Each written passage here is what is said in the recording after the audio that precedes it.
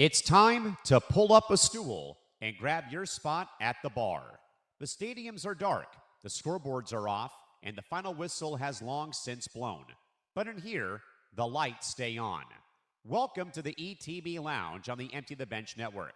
This is your official post-game nightcap, where we break down the biggest hits, pour one out for the heartbreaks, and dive into the stories that linger long after the clock hits zero. Whether you're here for sharp analysis or one last round of sports talk with the best fans in the game, you've come to the right place.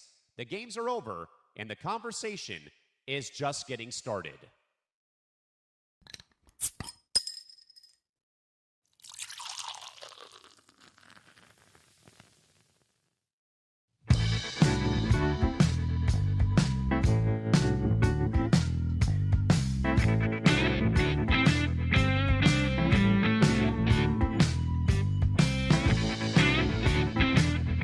All right. Hello again, my friends. Good evening and welcome inside the ETB Lounge on a beautiful Sunday evening, August 16th. Of course, yours truly, Callan McClurg, joining you here. Back finally after a couple days off alongside Nick DiMartino.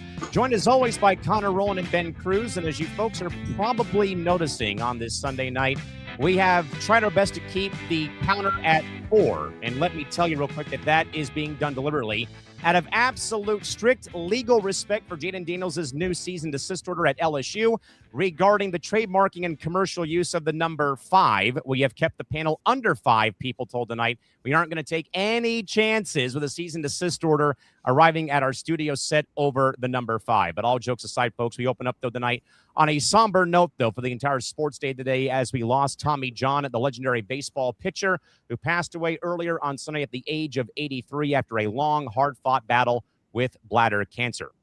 You know, folks, when we talk about icons of sports who fundamentally alter the landscape of modern athletics, Tommy John is probably in a tier of his own. He may have been dominant and a crafty left-hander who racked up 288 career wins and 4 All-Star Game selections over 26 incredible seasons. But the ultimate legacy, though, transcends his win-loss record. All the way back in 1974 when Tommy ripped his UCL, a damaged UCL was an absolute death for a pitcher back then. Rather than walk away, he took a 100-to-1 odd gamble and let Dr. Frank Joe perform an experimental ligament reconstruction. Tommy did not just come back to the mound, but pitched 14 more seasons and won 164 more games after the procedure. And now today, guys, Tommy John is a routine medical miracle that has saved the careers of thousands of pitchers across high school, college, and, of course, the pros. Without Tommy John's courage to be patient zero, the modern game of baseball looks completely different. We extend our deepest condolences to the family, to his family, his friends, and all of the fans who cheered him on his extraordinary 26-year career, but also a life well lived. We also have a great show lineup, though, as we process a whirlwind weekend for Major League Baseball, trying to distract themselves from the looming CBA negotiations by already announcing events for the upcoming baseball season. Russell Westbrook officially hangs up the sneakers after 18 years. What is going on with the Lakers and Mark Walters' transaction with selling the Lakers? And now, guys, Troy Aikman now faces the Tom Brady rules as well for broadcast restrictions. So please grab a cold one, pull up a stool. We are here till 8 o'clock Pacific time, 11 o'clock Eastern. Mr. DiMartino, as always, my man, good to see you. How's it going, Nick? Good to see you. Yeah, good to see you, too. Hope you're doing well. Doing all right. I guess we got a lot to get to today. Yeah, when do we never, though, on a full show like this? We usually do. Ben Cruz, good to see you, as always, my man. How we doing tonight? Good. Can we sound the breaking news alarm? Sure. What do we got for, let me go and find it first. Actually, that would make everyone's lives a little bit easier if I could do that first. But here we go, right here. Go ahead, Ben. Okay. What is it? 8-time Pro Bowl linebacker Von Miller is expected to sign with the Dallas Cowboys, according to Adam Schefter. Nice. You could have just said Von Miller. Cowboy. We know who you're talking about. in the notification, that's what I went off of. How about them Cowboys? I'm good. I just wanted to get that out there. No, that's totally fine. And of course, Connor Rowland, good to see you as always, my man. And hopefully all the wagers hit on Friday's show. I hope They all but one did. It was heartbreaking. It was a nothing burger game until like the 6th inning, and then the Reds got a run, and then it was like that for the rest of the game. So I was like, all right, that's cool. Gotta take those on the chin. Yeah, winners and losers, it happens. But of course, folks, we invite you, as always, to follow us on social media. Go and find the network on socials over on Twitter, IG, and TikTok, all at ETB Network. And more importantly, you can go, folks, like and subscribe over at youtube.com/ETB Network. We will, though, fellas, open up, though, with, of course, the big news that I think we have, in a way, talked about on certain shows, but some of us haven't had a chance to do so yet. But that, of course, though, gentlemen, the big news. The network has officially surpassed 3,000 watch hours on YouTube. So we have at least gotten part of the way into the 4,000 hour tier. We'll spend a bit of time here, though, guys, because I think that we talked about this a little bit, though, in passing recently. But with that, though, folks, let's get that out there real quick again.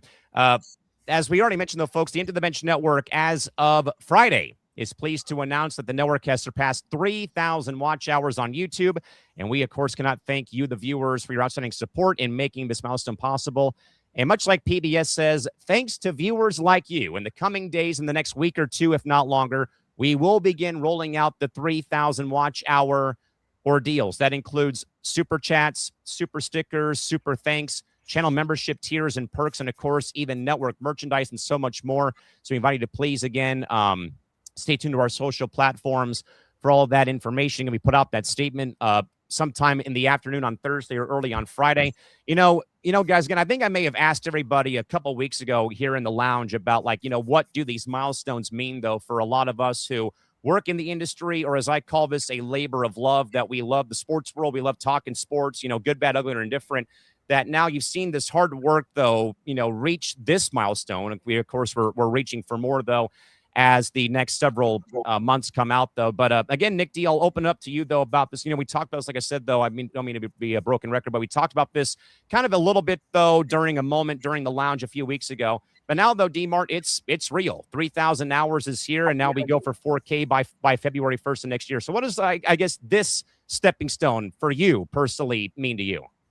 Well, it means a lot because, it's just, it opens up a whole bunch of new things, but the main goal is 4,000. Yes. Which, is when you can start monetizing. But with 3,000, what perks do we get? Because I know we have a couple of YouTube perks with 3,000. So people can join the community. There'll be some perks based off membership tiers. They can also donate via the super chat, which kind of puts their comment like, first in line or whatnot. And that can range between certain, X amount of dollars for it, the longer that it will stay on screen and stuff of that caliber. Okay. And then 4,000, you said by February 1st? Yes. We have to get is that like a goal date, or is that 1st. just, what was that? I'm sorry. We got to get to 4,000 by February 1st of next year. Wait, what happens if we don't? I believe, and if Nick Morgansen's around, I think the number resets. It goes up to 8,000 hours by February of next year. It goes up to 8,000 hours? Yeah. So if you don't get to 4K by then you have to get all the way to 8,000 watch hours. It's almost like a punishment. Oh, yeah. That's the thing? Yes. Oh, wow. We're under a lot of pressure. I wish I didn't know that. Wow. I wish I didn't know that. No, it's real. Howdy. Good to see you, my friend. How we doing? Yeah, I didn't know that was real. Wow. Yeah, now I feel like we're under a lot of pressure. No, we got plenty of time. I'm interested. I can't believe that's the protocol that they have. Yeah, but I guess, though, again, D-Mart, I think out of everybody here, probably, I think though Ben's probably the one that that's been here longer than the three of us, in total. So, okay, so we have an explanation thank you, Tom. YouTube put in a new rule for a few days ago that beginning February 1 of next year, the partner tier needs an 8,000 hour requirement. Makes sense. YouTube is raising the limit because they think the number is too low. So we're trying to get grandfathered in. Yes. We're trying to sneak It's a race in against the clock. with the 4,000. Yes. Okay, that makes sense. Well, luckily it is going to be football season, so that should help us. Yeah, this literally went in a couple days before we hit 3,000 Oh, hours. gee, I wonder why. Oh, they don't want to see us coming, that's for sure. Exactly. But Ben, how about some thoughts about getting to the first stepping stone about where we're going? Yeah, no, it means a lot. I mean, obviously, like you mentioned, I've obviously been here for quite a while, and I mean, obviously, kind of at the starting point, really, at least the midpoint of the starting point. Obviously, it wasn't the starting, but I think just kind of where a lot of the shows have gone. I think one of the biggest things that I've kind of noticed is just the people, of course, watching after we kind of started to get more live shows. Kind of the transformation from the recorded ones to live ones. I think have really done a lot of numbers for us, at least for my show as a whole, for the baseball show, which hopefully you guys get the chance to watch every single Thursday. We did a lot of them during the morning, and I mean, it was great during the morning, but I feel like our viewership has really skyrocketed since we transferred over to the nighttime due to a bunch of stuff in terms of conflicts and everything. But I think just in general for the shows, and I mean, the football show that we have for Football Forecast, we started putting that stuff on live too. So I just think it's done a lot of good things. Obviously, shout out to Nick as well too for both Nicks, but obviously Morganson for really kind of getting this kind of really coming up, as well as you, Callan, and Tom, and a bunch of other people to really kind of help us get to where we want to be. But obviously, like D-Mart said, this is obviously just the first stepping stone. Let's get to February now, and go from there. So it's good. Obviously, I was pleased to, of course, have the show when, of course, we got the 3,000, so it meant a lot too. And just really good stuff. By the way, Nick also wanted to clarify, anyone who gets to 4,000 gets to stay in even when it goes to 8K. So if we get to 4,000 before February 1st, we'll be fine. Just for those wondering. I guess it's kind of like when you go to the casino and say you're at a $15 table and then they raise it to 25. If you were at the table when you're already there beforehand, exactly. You still get the $15. You're still at a $15 table. Yes. That's the equivalent of it. If you're at the table long enough for them to change values, you get a guy walk up to you and tell you need to leave. No. I would hope not. Especially what if you're on a massive win streak? Like, I'm not gonna leave. Dude, I remember I was at a casino. Happen to change it. I remember I was at a casino in Montreal, and I went like on a 3-hour heater, and this guy came over. He goes, "Hey, would you like a free drink?" I was like, "Yeah, sure." He goes, "All right, to get it, you just got to go to a different table." Wait, what were you playing? So I was playing roulette, and then I turned like $36 into like $400 playing roulette. And then I immediately decided to go to the blackjack table, and it was a full table of 4. I was the 5th man all the way on the left, and I could tell that the other guys on the left of me were like regulars of the casino based off of like the service they were getting. And I kept on doubling on 12s, even though you're not supposed to, and fucking up the whole table. And they got really mad about it, and I was winning a lot. And they told me to leave. Wait. Probably curse you out in French too. The dudes to the left of me, the regulars were getting annoyed about it because I would take the double on a hand where you're not supposed to take the double, and then the dealer would go out to hit his own, and he would end up beating them, but I stayed like usually above it. So I took the card that should have made the dealer bust out. And they probably cursed you out in French, right? They were Asian. Okay. I was in Montreal, but they were Asian. There's a large Asian population in Montreal. There is. But with that in mind, though, D-Mart, I wanted to kind of go back to you, though, for maybe more general thoughts. I mean, obviously, about what we laid out, though, about what the next, goals are. But, I mean, for MTGP, for Forever Power 5, for your new program coming this upcoming football season, what does 3,000 mean, after we got to the first stepping stone on the long road to the top? Well, like I said, 3,000 to me just means like we need to just hit 4,000. That's kind of just how I see it. Like, I know it's great, but like it's kind of like what Jalen Brunson said after like game 4, like it's still not finished. That's how I feel. The old about jobs not finished. I look at it in football terms is that we have gone basically at full field, and we're now hitting the red zone situation. And when we get to the 4,000, part, it's essentially we're going to get to the finish line, which is, of course, is the touchdown. So I think that's just kind of where we are at. And, obviously, hopefully, we're not going to have any false starts or anything along the way.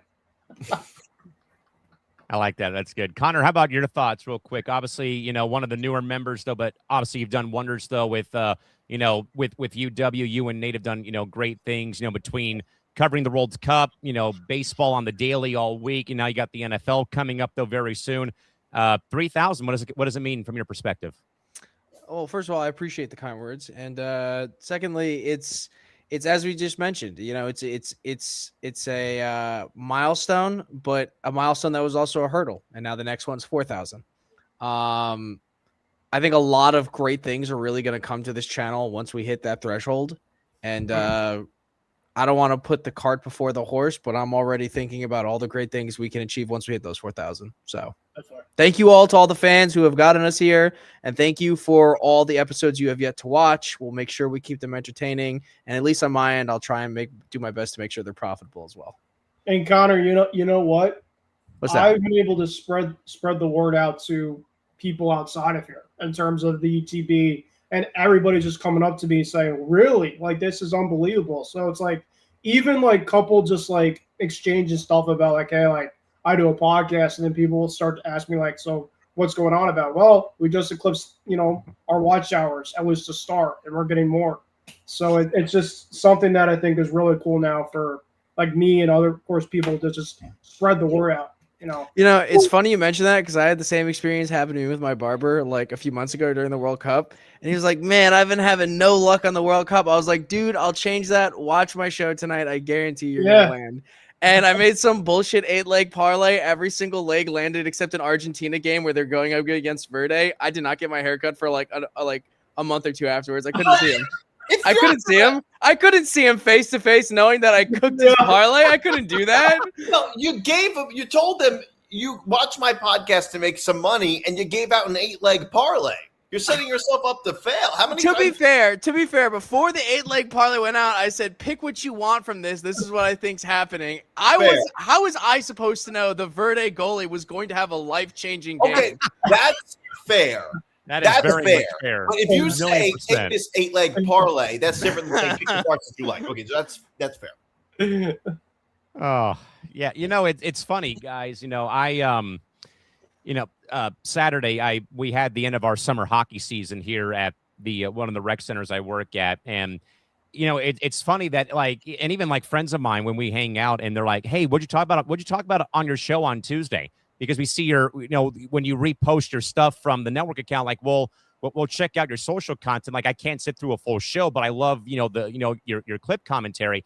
I'm like, so even just via social media, our league commissioner would ask me every Saturday, we'd go to the rink. So what'd you talk about on the show on Tuesday? I said, dude, you can just download the podcast, in audio form, or just watch the show.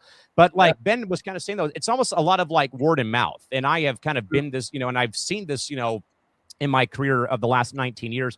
When I first got my entree, guys, into pro sports, when I was working for an indoor soccer team who's won 17 championships in 40 years as a franchise, a lot of stop and go, though. But my entree, though, into sports was becoming an intern before I got, one of my PA jobs here in town. And that was a lot of that. You'd go to these a lot of these community events, for example, to just get the word out. Hey, this team is playing. They've won all these championships. It's affordable. And that's kind of how I think this network has been run, though, is a lot of word of mouth. Hey, come check us out. The social media promotion and stuff like that. And yeah, watch our show or get kneecapped. I don't know about getting kneecapped, but definitely come and watch the programming. And I always make this mention, though, that with every show that we have on here, and especially now the football season's rolling around, I will probably guarantee people, you will find something on this platform that you'll enjoy, whether it's what Nick and Nick and myself do on Wednesdays, what I do on Tuesday nights. If you're a football junkie, we got all the football content coming soon. If you like to wager, you got Connor and Nate. If you love baseball talk, you've got Ben and his crew. If you like, general sports talking, you've got Nick and Johnny on MTGP. That there's, and especially if you're also in the fight game with MMA, you can go and watch Tom and Zan, either of their shows too. That everybody has, a show to go watch that you can get all your information from between an hour, 2 hours, 3 hours, what have you. And a quick update, because I'll be out of town on Monday for a friend's birthday. Nick Nick Morganson, and Johnny Montalbano are doing the content dungeon on Monday. So Johnny can explain all of the football content coming, including the new rules for football forecast. They'll talk about 3,000 hours. But, I got here, guys, in April in the playback era, which is kind of where I was, asked to come on, though, because I really liked what direction that platform was going until all the financial woes came to be, sadly. And I like the direction, too, until it, stopped working. Yeah, I mean, I thought it was cool that you could, but I thought it was cool that you can, bring people into a room, sit and watch, the NBA Finals, the WNBA Finals, watch the World Series. Yeah, and Ben will know from the 18-inning game or the final out of last year's game 7. Yeah, and the finals. Watching my team win the finals there was it was memorable. and more importantly, and I also think though that this is a good thing about how do you evolve or pivot with something like when you lose something like playback. And I think that we regrouped beautifully, and I think that also goes to Nick's direction, Tom's direction, Zan's direction, Nico's direction. I don't really want to take credit for it because I didn't do a whole lot to help out with that cause, though. But also, I think, though, with new ideas for content, again, we brought World Cup content here. We did a lot of different things. We've done some Olympic coverage this past, few year, the last few months as well. So all that is pivotal, and I think back to when, Morganson and I had Stan Verrett on and Christine Brennan on when we were on playback still at one point. But again, this is just step one, and we still have, a long way to go, though, at this rate. But again, we wanted to just kind of open up with a bit of an opening salvo about getting to 3,000 hours and where we're planning to go with football content. And by the way, nobody has any excuses not to watch the NFL and college football content. D-Mart's got a brand new show debuting very soon for a full recap. Nick, if you want to, it's Forever Power 5. It's another edition of. It's like an after. It's called. It's going to be called Forever Power 5 After Hours, which is going to be a recap of all the college football games, or at least all the relevant college football games. I mean, I might be doing it during a pack. Maybe I might be doing the show during maybe a Cal Stanford game at 11:30 at night. I'm not going to wait for that to end, but all the ACC glory. Right. All the relevant games is what I'll be doing. So all that's coming later. Football forecast is coming back. Zan and Will Charlton are tag teaming for a new hour-long version of Zan Zinger Part 2 this college football season, as people might know. But again, Will Charlton moved jobs from Montana to Nebraska, so he had to dial back his schedule. But he said, "I'd love to still be involved," so he will be back. We can guarantee you that right now. You really urbanized going from Montana to Nebraska. Now you're going from covering Montana State football now to covering Nebraska. I also, for the people watching too, you mentioned, of course, football. My show, of course, being Thursday nights. Obviously, Thursday Night Football is going to be coming up pretty soon. We don't know in terms of what our scheduled day is going to be. I obviously have to talk to my crew about that. But just thinking about that, like you were mentioning, Callan, obviously by the postseason and everything like that, of course it'll be a different day. So obviously stay on the loop. Oh, and speaking of content, don't forget, stay tuned. We're going to have the ETB Fantasy League going on. And if you've seen a salty fucking loser before on my show, wait till Fantasy League comes through and I end up losing all because my star running back decides to have an ankle season-ending injury. You'll see salt then.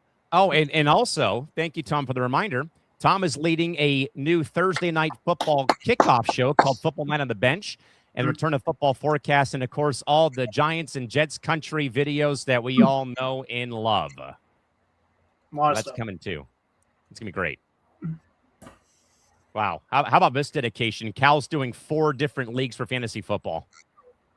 Well, Cal, are you, in terms of the leagues, are you doing any with money or is it just for fun? Because at least for me, I don't know about you guys, obviously doing this league, I have a bunch of others. I do, of course, a couple money leagues, and of course I do just regular leagues just for fun. So I know it's obviously different for other people. But. I always do them for money. Yeah. I do them mostly for fun. I do all my football betting through DraftKings, because nothing's worse than queuing up for a league that you're not really familiar with, and the commissioner blocks your trade, but lets something else go through. We'll let something else sneak through. Yeah, they usually do. Well, yeah, for me, fantasy leagues have to be for money. Last year I had 4 teams. I might end up having 4 again. Regular, because I don't have time to mess with money. Yeah, that's fair. I mean, whatever is your prerogative. That's fair. Yeah. Also, you have to consider, like, what's more worthwhile to you? Like 50 something bucks or being able to rage bait your friend for the next half year over the fact that you beat him. Just dangle it over their head like it's a carrot. Yeah. Oh, you're a Vikings fan. Oh, that sucks. Oh, and also Nick Morganson also. Hang on. Weirdest injury I may have ever read came up today. Diamondbacks third baseman Nolan Arenado removed today from the game with left trunk discomfort. I'm going to assume they're talking about his ass cheek and not like his torso, I guess. All right, I gotta see what this is. Like, ow. Why can't they just say butt cheek? Why do they have to medicalize everything? Why do they have to say OW exactly. and OWI and not DWI? You know, like these are the questions we have on this channel. I mean, it's not. I've heard more absurd injuries. Okay. All right, I got it via Google. So I'm just looking here. It said what happened to Arenado. The exit. So he felt a pull while running toward first base in the fourth inning. The location.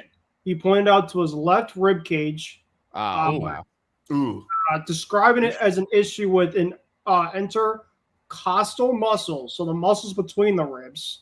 The next steps, according to the MLB.com, he's going to get an MRI in Boston. Obviously, we're going to be playing them next series to see how bad the strain is. And then the truncus discomfort part.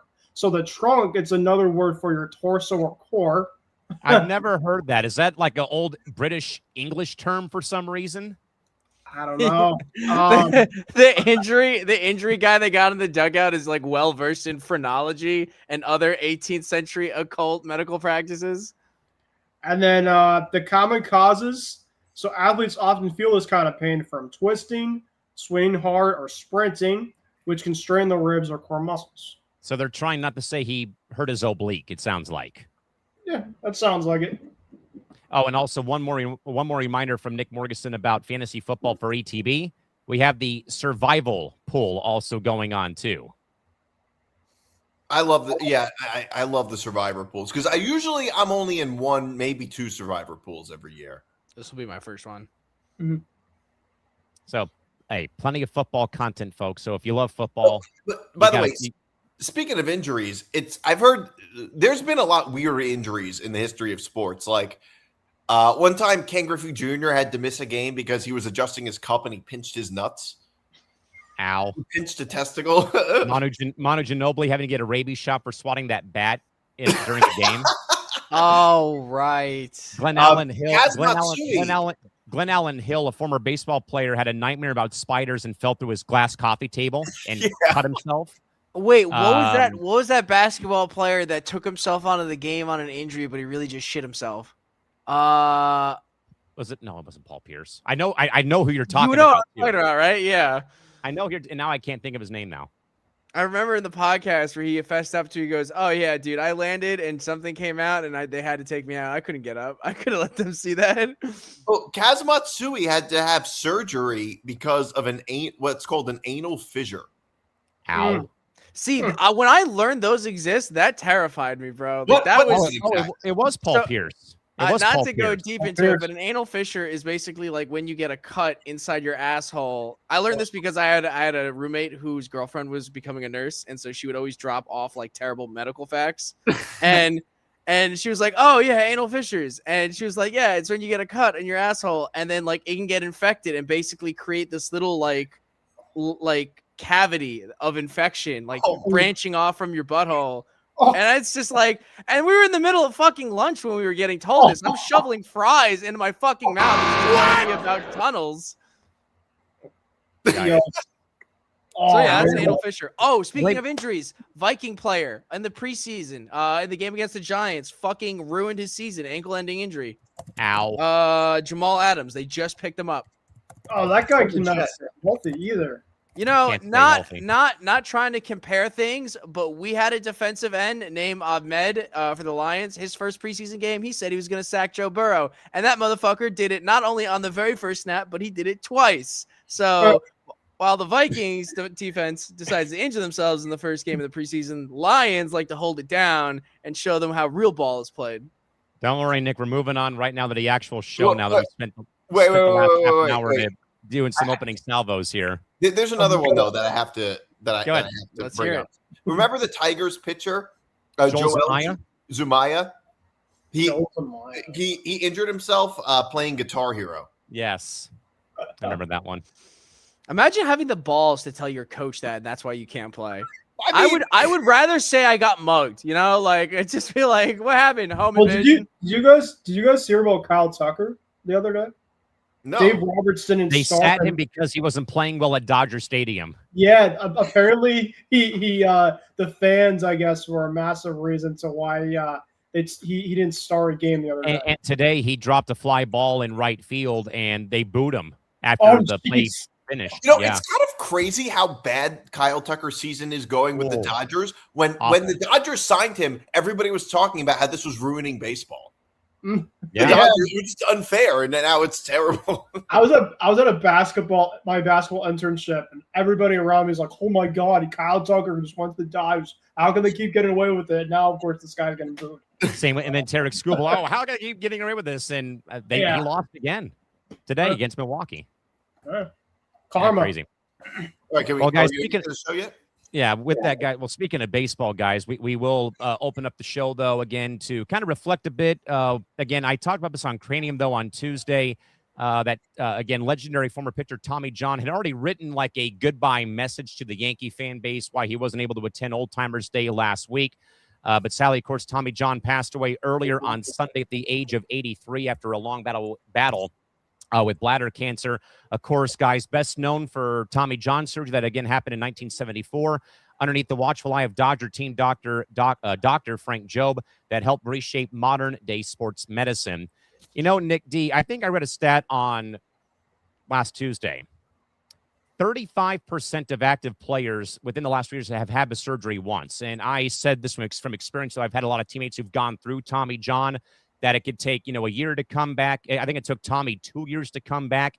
And after that surgery, again, that's, one hell of a what if. What if the surgery doesn't go right back in 1974? And I do believe that Dr. Jobe's scissors and his surgical kit is actually in the Baseball Hall of Fame. So, Nick D., how do you remember Tommy John's legacy for really saving baseball players' arms after all these years for the last almost 5 decades? Yeah, I mean, I think one of the biggest things is why do so many players nowadays need to get Tommy John surgery? Right. I mean, maybe it's not even that more like I'm just thinking like maybe it's not so much that more players need Tommy John surgery, but back then in the olden days, the surgery just wasn't available and players' careers just ended. Mm-hmm. I don't know how true that is, but it seems like needing Tommy John surgery is more common these days than it used to be, and the recovery is quicker than it used to be. Now it's like a whole year, but it used to be a lot longer. It used to be more like 2 years. Yes. So maybe in the future, it'll get even more advanced and we're going to be looking back and say, can you believe back in the 2020s? Or they're going to say the 20s because the 2020s are going to be the 20s. Yes. That players would take a year to return from Tommy John surgery. Ben, I'm glad that Nick asked though about that. And Nick, I'm glad you asked that. And I had played baseball from the time I was T-ball till high school and whatnot. Mm-hmm. And Ben, I think I may have said this too actually last week that I did a college baseball showcase tournament this past Sunday. That's why I wasn't here last Sunday. It was it was like a 4-day event. All these kids are trying to get scouted by colleges, by Major League Baseball. And it's been a recurring thing that my dad has seen. I name drop my dad every so often, but he's been a longtime high school pitching coach here for the last 40 years across 3 different schools that he's been at, including when I was in high school for 3 years. And when my older brother played when he was at Mission Bay High, for example. And the thing I've seen, though, and this has kind of been one of my rail against youth sports, is that it's become a year-long thing now, Ben, where these kids that are so young don't get a chance to not play the sport because sadly, a lot of this, I think, though, is egotistic of the parents that want their kids to, not fall behind the 8 ball if they go and play football for a year or play basketball. Where, again, my dad was of the belief that you go and play football and basketball, then you play baseball to give your arm a break, though, but you also work up your cardio for the season. And, I tried to play multiple sports. I played inline hockey for 5 years. I played basketball for a bit. but and always try to give my arm a bit of a chance to die down and rest, though. And I think, Ben, a lot of it, though, is just a lot of false promises by scouts, by coaches, by private instructors that, oh, if you don't stop playing the game, that you're going to fall behind and not get recruited for the 1% chance you might get to the pros, though. But, Ben, your thoughts about Tommy John's passing, but also how his surgery now is like the new norm for baseball, not just in the pros, though, but across the board, across the game. Yeah, no, I mean, obviously, rest in peace to Tommy. Obviously, he, of course, was a guy that, as baseball fans, obviously, it was just a figure. Of course, just the injuries, obviously, of course, were a massive thing when it, of course, came to the overall name. But the actual player itself had a great overall career. I didn't realize how many teams he was really on. Of course, the Yankees were obviously kind of the team that he was well known for. But I think just personally, what he's gone through, and obviously, he's obviously had a really good life, and obviously, I just wish the parents nothing but the best in terms of their during this time. In terms of like when you're mentioning, Callan, about just injuries in terms of how players and stuff. I mean, for me, like I also was a baseball player myself, and I just remember, I was playing baseball and was playing soccer actually when I was younger, and I ended up having I had to unfortunately quit soccer, not because I didn't like it, but I had to make a decision, in terms of like my youth baseball, my youth soccer just kind of started getting in the way in terms of conflicts and everything like that, where I actually had a baseball doubleheader and a soccer game legitimately like around the same time, like the second baseball game, the soccer game. And I just kind of told myself, like, I got to a point in time where I'm like, well, I have to kind of figure something, like, cause like, I want to just kind of see what's best for me. And I went with baseball, and I obviously went to the soccer coach, and, I told him, I said, listen, I've had a really good time playing. Just the thing is, like, I'm playing another sport. Like, I obviously have to keep my body in check and, do everything I can because, I mean, I was a pitcher. I pitched a lot when I was younger. So obviously just, keeping myself in shape and everything like that. And my arm obviously working. So, I mean, I can obviously kind of know like what they're going through. I got scouted a little bit when I was younger too, like playing for different all-star teams and everything like that, as a pitcher and everything like that. And then obviously, going to high school, playing football, high school football. So it just, for me, I can definitely, of course, kind of attest to being a multi-sport athlete in terms of like how much it, of course, it can take a toll on you. And it's just a matter in terms of being smart about it, because obviously it's a process, on a consistent week to week type of basis. So, Connor, like I said, I kind of have seen the landscape of like the youth ball circuit, like little league, travel ball, high school even change nowadays, where, I think back around this time 20 years ago when I was 12, my travel team came to upstate New York to Cooperstown, Oneonta, and we played at Cooperstown All-Star Village. We won the whole tournament. I think about the team I played with that none of us cared about what these kids have nowadays. Like, we weren't playing for college scholarships or to get scouted by pro teams. We all played because we love playing the kids' game, and the trophy is still in our house and stuff. And, one of our, two of my teammates got moved on to bigger things. Corey Oswald pitched for the Mets for a couple years. He got drafted out of high school. And then we had a girl on our team, Alexis Curtis, who went to University of Buffalo, and is now in the Hall of Fame for her 4-year softball career for what she did. And then obviously, with me going into media and broadcasting. But Connor, I think I will always think about that question about, if Tommy John gets this surgery and it doesn't work, his career's over. He doesn't pitch 14 more years after the surgery, where, to Nick's point earlier, John missed 2 full seasons when he rehabbed that injury, and then he came back stronger than ever. But I guess, Connor, maybe from your perspective about, Tommy John's career, but also if you could speak on it, maybe just like the changing things you probably have heard that I've said about how youth sports 20 years ago is nowhere near what youth sports is now 20 years later in the current climate, about social media highlights, being scouted, and not giving yourself a chance to catch your breath and take a break. Well, the thing that I find most, I'll talk about Tommy John first, and then I'll move on to the youth. The thing that I find most brave about taking on an experimental surgery, a lot of people, I don't want to say don't consider this. They probably do if they're in that seat waiting to sign the dotted line on an experimental surgery. But the downside to experimental surgeries is even if it goes wrong and it doesn't work, there's no knowledge on what the ramifications are for your life going forward. If he got that Tommy John surgery and it ended up being a bust, he could have crippled his arm, like that's a very real possibility. So the bravery beyond it, I think, like almost bleeds into desperation, where this is a guy where all that matters is baseball. That's it for him. He's willing to sign up for any eventuality, any possibility, so long as it potentially gets him back to baseball. So that's where I really see the bravery in that. And I'm glad that sports science has come a long way. Absolutely. I wish that long way could make its way to the Lions locker room when we fire our strength and conditioning coach. Don't think that's going to happen. Go Tommy John, though. The other thing is for the youth sports, and this is a sad part that I personally feel like, I'm not going to say like money ruins everything, but it feels that way.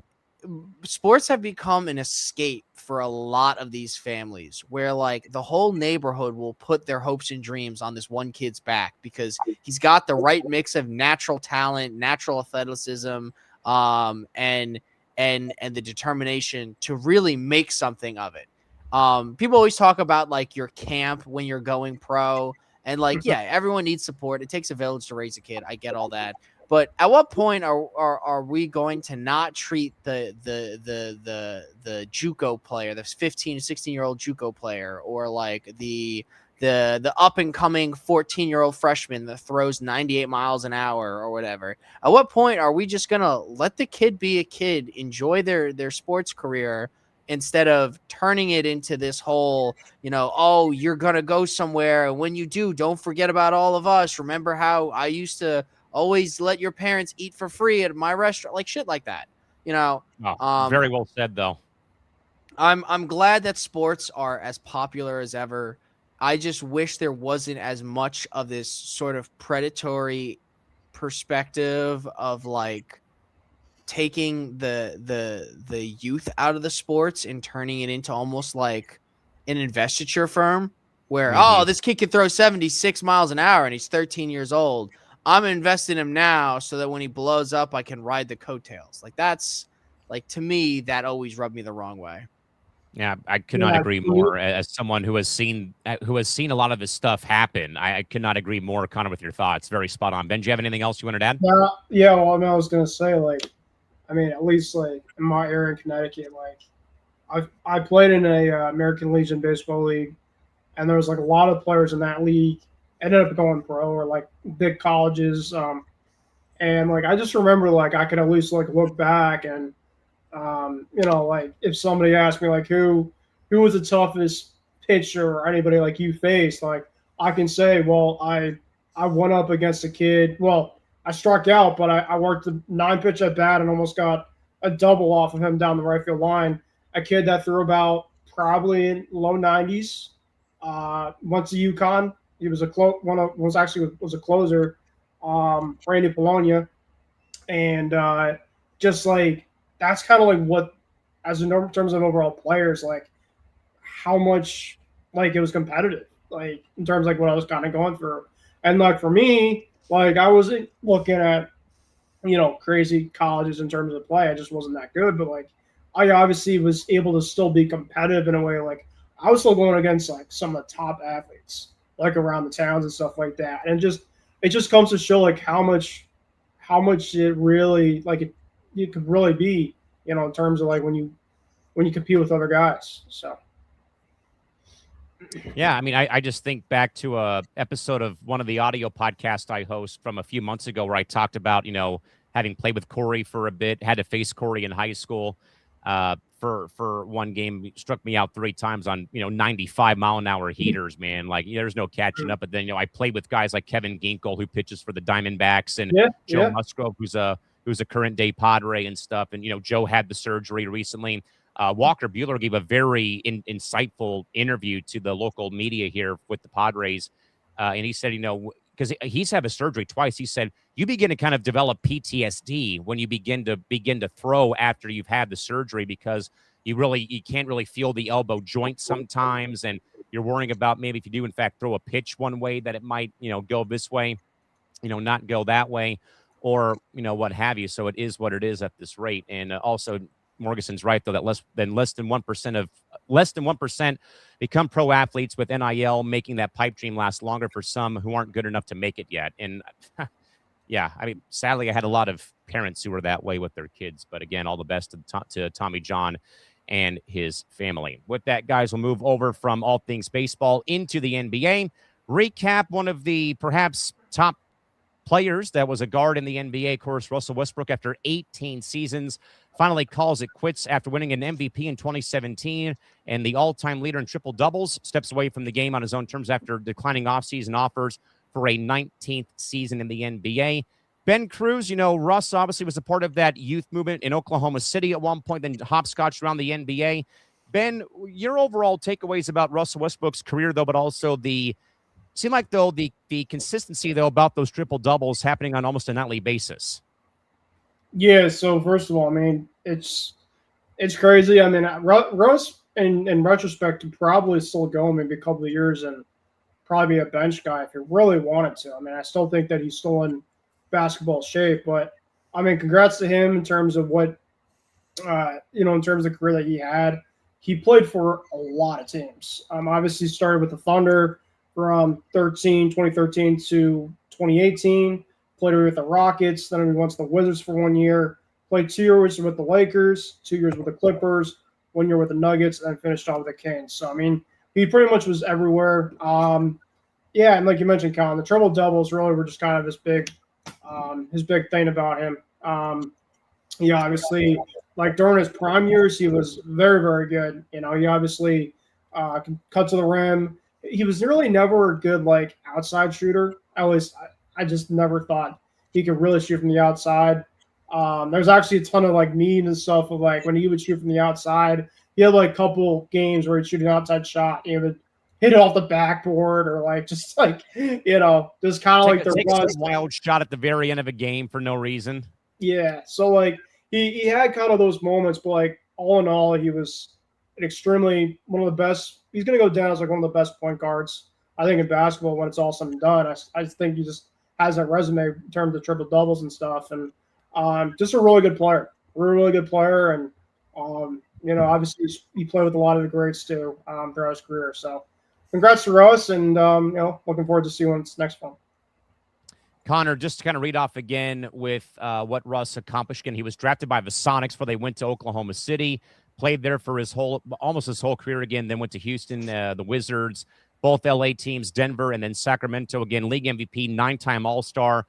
But again, though, Connor, I think a lot of us wonder, though, great career, but not having that championship. Obviously, of course, I think is, a major talking point, though. But Connor, your thoughts about Russ's career, though, the triple-doubles, but also how much does not having the title in a way maybe hurt the legacy from your perspective? Well, it's funny you mention it because I'm a late comer to basketball. I started watching basketball maybe 3.5 years ago, watching it seriously enough to actually keep track of stats, to care about a team, the usual slippery slope before you become obsessed. And I showed up after Russell pretty much made those defining moments, all-time leader, the MVP. And so when I saw him, everyone talked up this guy as being groundbreaking, real leader in his department, so to speak, but pockmarked by this if man. What if? What if he could have done this? What if he didn't get into a fight at this one time? Or if I recall, if that might have been Draymond Green. Now that I'm thinking about it, but I think in terms of legacy, what you put out there at the end of after that many seasons, that's got to be enough to hang your hat on, because very rarely do people go that long of a distance. You were productive. You were a threat for a very long time. Shit, if LeBron decided to retire today, it'd be people would still give him crap about like, oh, he's not as good as X, but clearly he left a legacy. So while it would have been nice, I guess, from a completionist standpoint to get that chip, I don't think it's necessary, especially when you hold a title like all-time leading record for most triple doubles, a feat that almost any basketball player will openly admit is harder than winning the game sometimes. Sorry. I was just when I look at legacies, right, and I look at the overall career, I look at when you're a good overall player, and the championship is obviously kind of like what of course you're striving for. If you had a pretty good overall career, that's good for yourself personally. But I think in terms of like when you look at also the back of like your career too, is like what did you were able to bring to a specific team that you had that led to a specific championship as well too.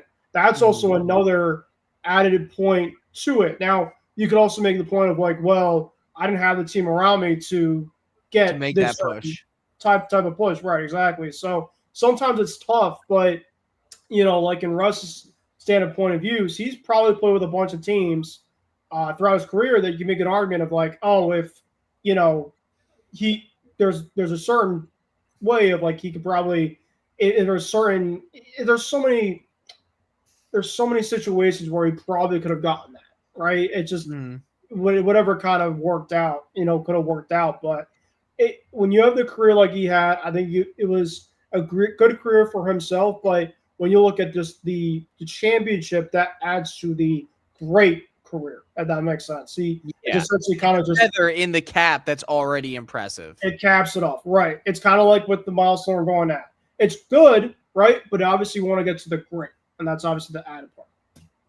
Well, I would say, I guess it's true that not winning a championship, like winning a championship, would have helped his legacy on some level. Although it's not really uncommon to see great players not win championships. I mean, there's a whole lot of what ifs. If you look at NBA play, it's similar to when you talk about quarterbacks. Like there's a whole lot of Hall of Fame quarterbacks that you can say that you might, right. Dan Marino's a perfect example. I mean, if you want to go into hockey, Henrik Lundqvist is a good example. What would his legacy be if he had won a championship? Hopefully not Josh Allen, but yeah, I see your point. Right, Josh. I mean, I won't say Josh Allen yet because his career isn't over, but the same concept applies. Russell Westbrook's legacy is just very clearly in line with, I don't know, what the Chris Pauls, the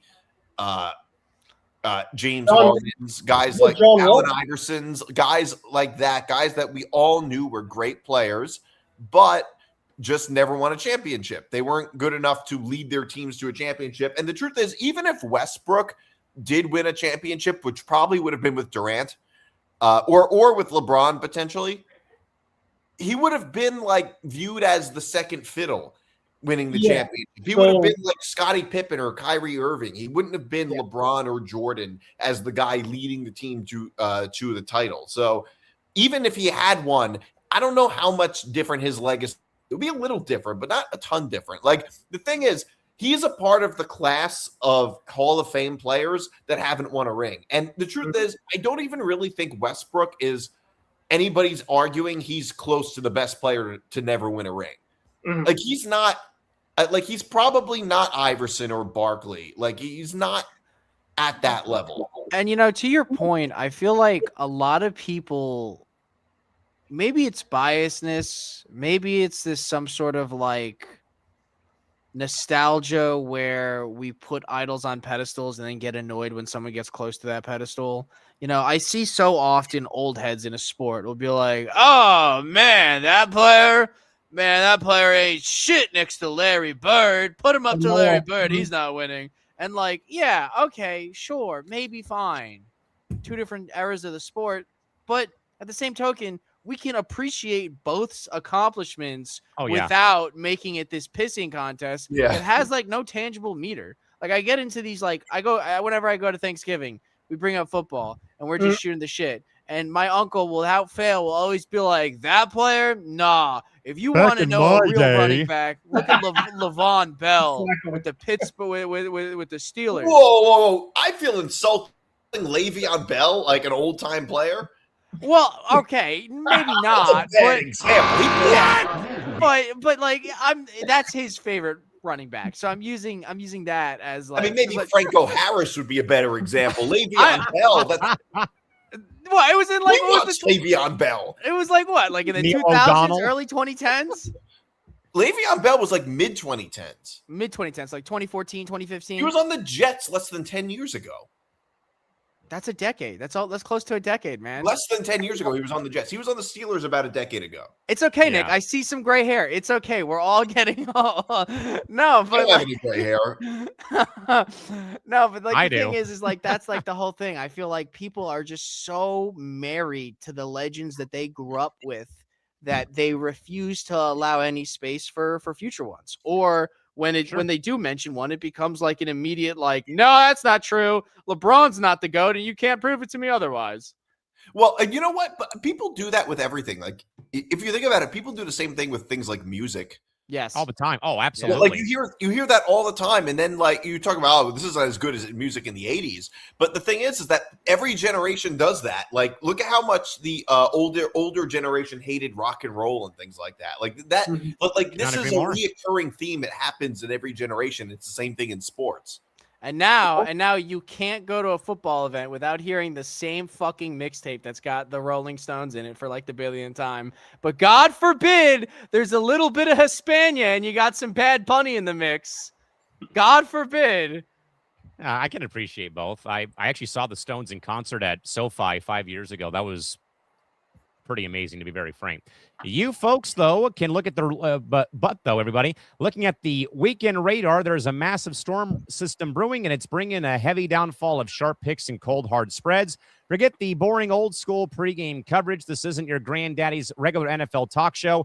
You need the ultimate weekend outlook before you lay down a single dollar, and that means you tune into the football forecast right here on ETB. Lead meteorologist and football insider Johnny Montalbano and the entire ETB football crew break down every matchup on the board, from high-pressure defense to low-temperature upset alerts.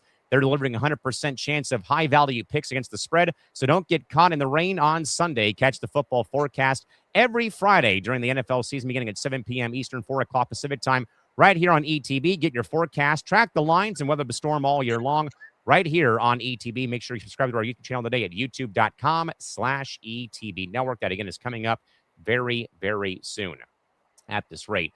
By the way, did anyone mention Steve Nash for greatest guard of all time that never won a ring as a player, but did so as a front office executive, though, with Golden State? He's another one. Yeah. Yeah, look, there's a whole class of those guys, and Westbrook is just within that class. Like, great Hall of Fame players that didn't win a ring. They weren't in the upper echelon of all-time greats. But still, nonetheless, a great player, clearly a first ballot Hall of Famer. Oh, I think for the triple doubles alone, absolutely. Russell Westbrook's career had a lot of ups and downs. Like, in the mid 2010s, that was when he was at his peak. Like from 2014 to like 2020, I would say. Like from like the 2014 to 15 season up until he was with the Rockets, he was at his. That's when he was at his best. The problem with Westbrook is that he aged like milk. He didn't age well as a player. Like somebody like James Harden is the same age as him. He's still one of the better players in the league. I mean, we criticize him a lot, but he still has it. Westbrook, he was great for a short period of time, but he wasn't able to last very long.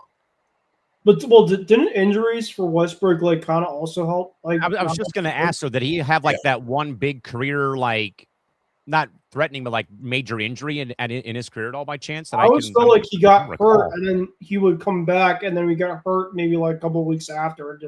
He never was consistently out there. Like, yes. No, that's true. I'm not denying that. I'm just acknowledging that he didn't age well. I do think it's also funny because then you have on. Sorry, go for it. And I was going to say just that Morganson brings up another good one. Charles Barkley getting constantly clowned by Shaq inside the NBA. There's no great player that never won a championship was Chuck. But the thing is, though, for the most part, Westbrook's most notable injuries were before he was at his peak. True. Which is unusual. Usually you get the injury and the player is not the same. Actually, it was the opposite with Westbrook. He had that knee injury in 2013, I think it was. And then he was at his best after the knee injury. Connor? I do think it's funny on two folds. One, when I watch Charles Barkley commentate, sometimes I'm not sure he knows what room he's in. That's number one. I feel like Shaq's his handler. Number two is I do think it's also funny on the flip side where you have these players have these like really long, prolific, historic careers where they really get a list of achievements that they can hang their hat up on or debate over. And then you've got some players that manage to stay in the league for so long and they're just so fucking bad. You have to wonder how good they are in that meeting to sell themselves. Like I had a conversation earlier today about Aaron Jones with the Vikings. That dude's been a running back for a long time and he's a bum. How the fuck does he keep getting a contract signed? I was gonna say for in NBA terms, Adam Morrison, anybody with the Lakers who like never played for them, but it like was this big star at Gonzaga and then went to the Lakers and won 2 rings and didn't do jack squat for them. Mm-hmm. So Callan, you're telling me he was the guy that did the A and the group project but didn't do anything? Exactly. There you go. So yeah, Tyler Kolek said the same thing for the NBA Finals, but the Tyler Kolek and D-Mark could attest to it. Kolek was one of their top guys during the NBA Cup, so he did something. He did something for that. So yeah, he helped out with the group project and got her name on the exam still. Yeah. It was actually funny. Candace Parker mentioned that she was a part of the Hall of Fame class this weekend at Naismith for the Basketball Hall of Fame. And she said the same thing about her time in Vegas with the Aces when they won in 23. She had already broken her foot and she was going to call it quits when the year ended. So she played in like a handful of games and basically like, self-deprecating said, I helped out with the group project in 23, but I didn't do a lot of work, but still got a ring out of it. So that's to Ben's point, though, about some of those other players. Before, guys, we move on here to talk about some things in college athletics, we have a very quick PSA we'd like to pass along from Nick Morgeson. The following program of the ETB Lounge is legally and morally obligated to state that you are a college football phenom who suddenly realized that the digit 5 isn't just a number, but a lifestyle brand. Did you make up wondering if you own the copyright to the atomic number of Boron? If your legal team has recently sent a cease-and-desist letter because someone dared to think about the number 5 without paying royalties, please take a deep breath and remember these essential rules. There are roughly 5 fingers on a standard human hand, and touching them may require an immediate licensing fee. If you see 5 golden rings, don't sing them out loud because that's copyright infringement in at least 5 different states. And on a scale of 1 to 10, this entire situation is a solid 5. If you wish to file a formal complaint, dispute a jersey number, or debate whether the letter S looks too much like a 5, please call our toll-free hotline at 1-800-555-5555, where operators are standing by. Though holding for more than 5 seconds will cost you extra, and it's completely void where prohibited, especially in Baton Rouge. Please note that this is entirely a parody. Jayden Daniels loves the number 5 so much, he tried to trademark the exact amount of seconds it takes him to scramble out of a collapsing pocket. Look, that we can't use the name Forever Power 5. No, now you got to be Forever Power 4. We're just gonna, Jayden Daniels. He owns number 5. Yeah, he owns number 5, sadly. And it's become the butt end of the jokes, though, guys, as again, reps 4, former Heisman winner Jayden Daniels issued a formal, I can't believe I'm saying this, a formal cease-and-desist order to seize unapproved licensing and retail sales, but anything involving his college jersey number 5, including about the number being recirculated to new players at LSU. Nick D., how does this dispute actually impact future post-collegiate licensing agreement for star athletes? I mean, this is a load of crap, if you ask me. But it's funny, though, at the same time. I don't think it's going to affect anything in the future because I don't think anybody's going to take this seriously. I mean, first of all, how... So apparently he thinks he owns the jersey number 5? What is he talking about? Like, did he think nobody else was ever going to wear number 5 again at LSU? I mean, unless they retire your number, which they never did, and you're not entitled to your number being retired, the team decides to retire your number. I mean, technically, Joe Burrow's number isn't even retired, though they haven't circulated it, but technically it's not even retired, so they can. Do we think that this is something that Jayden Daniels himself enacted, or do we feel like this is something his mom decided? I think his mom has her That's what I'm thinking, too. All over it. The whole story is just hysterical, especially, guys, now that, like, every major pro sports team has just been clowning the crap out of his camp. since the announcement came out. Like every team, I think, Nick, the Mets, when they beat the Nationals 4-1 on Saturday, wrote on social media, we stopped at 4 out of respect to Jayden Daniels. We won 4-0 yesterday against Amazing. God forbid they ever get to number 9, and then you But, have like, JJ McCarthy just pacing outside your apartment lobby. So his attorney sent a cease and desist letter, basically claiming that they can't use his name, image, and likeness. I mean, unless this corner which is a sophomore cornerback that is wearing that is supposed to be wearing number 5. Unless he's wearing Daniels on the back of his jersey, that's not using his name, image, and likeness. Well, he was That's more not how this referring, works, dude. he was more referring in like the recruitment, because like LSU is known to use successful QBs' images in their Or photos. successful athletes, yeah. But here's the thing. One thing I thought was very interesting. DJ Pickett is the name of the QB in question that's supposed to be receiving. He's not a quarterback. He's a corner. Corner. Thank you. That's even the funnier part. It's not even by his actual position. Yeah. 5 gum, $5 footlong maroon 5. We can't call it high fives anymore. No, it's high 4s. Wait. I gotta ask you guys a really funny question, but I think it relates to this. When it comes to a bunch of the troll jobs already on social media, what's the over under? Wait, who do the Commanders have week 1? I haven't. I'm looking it up. Go on.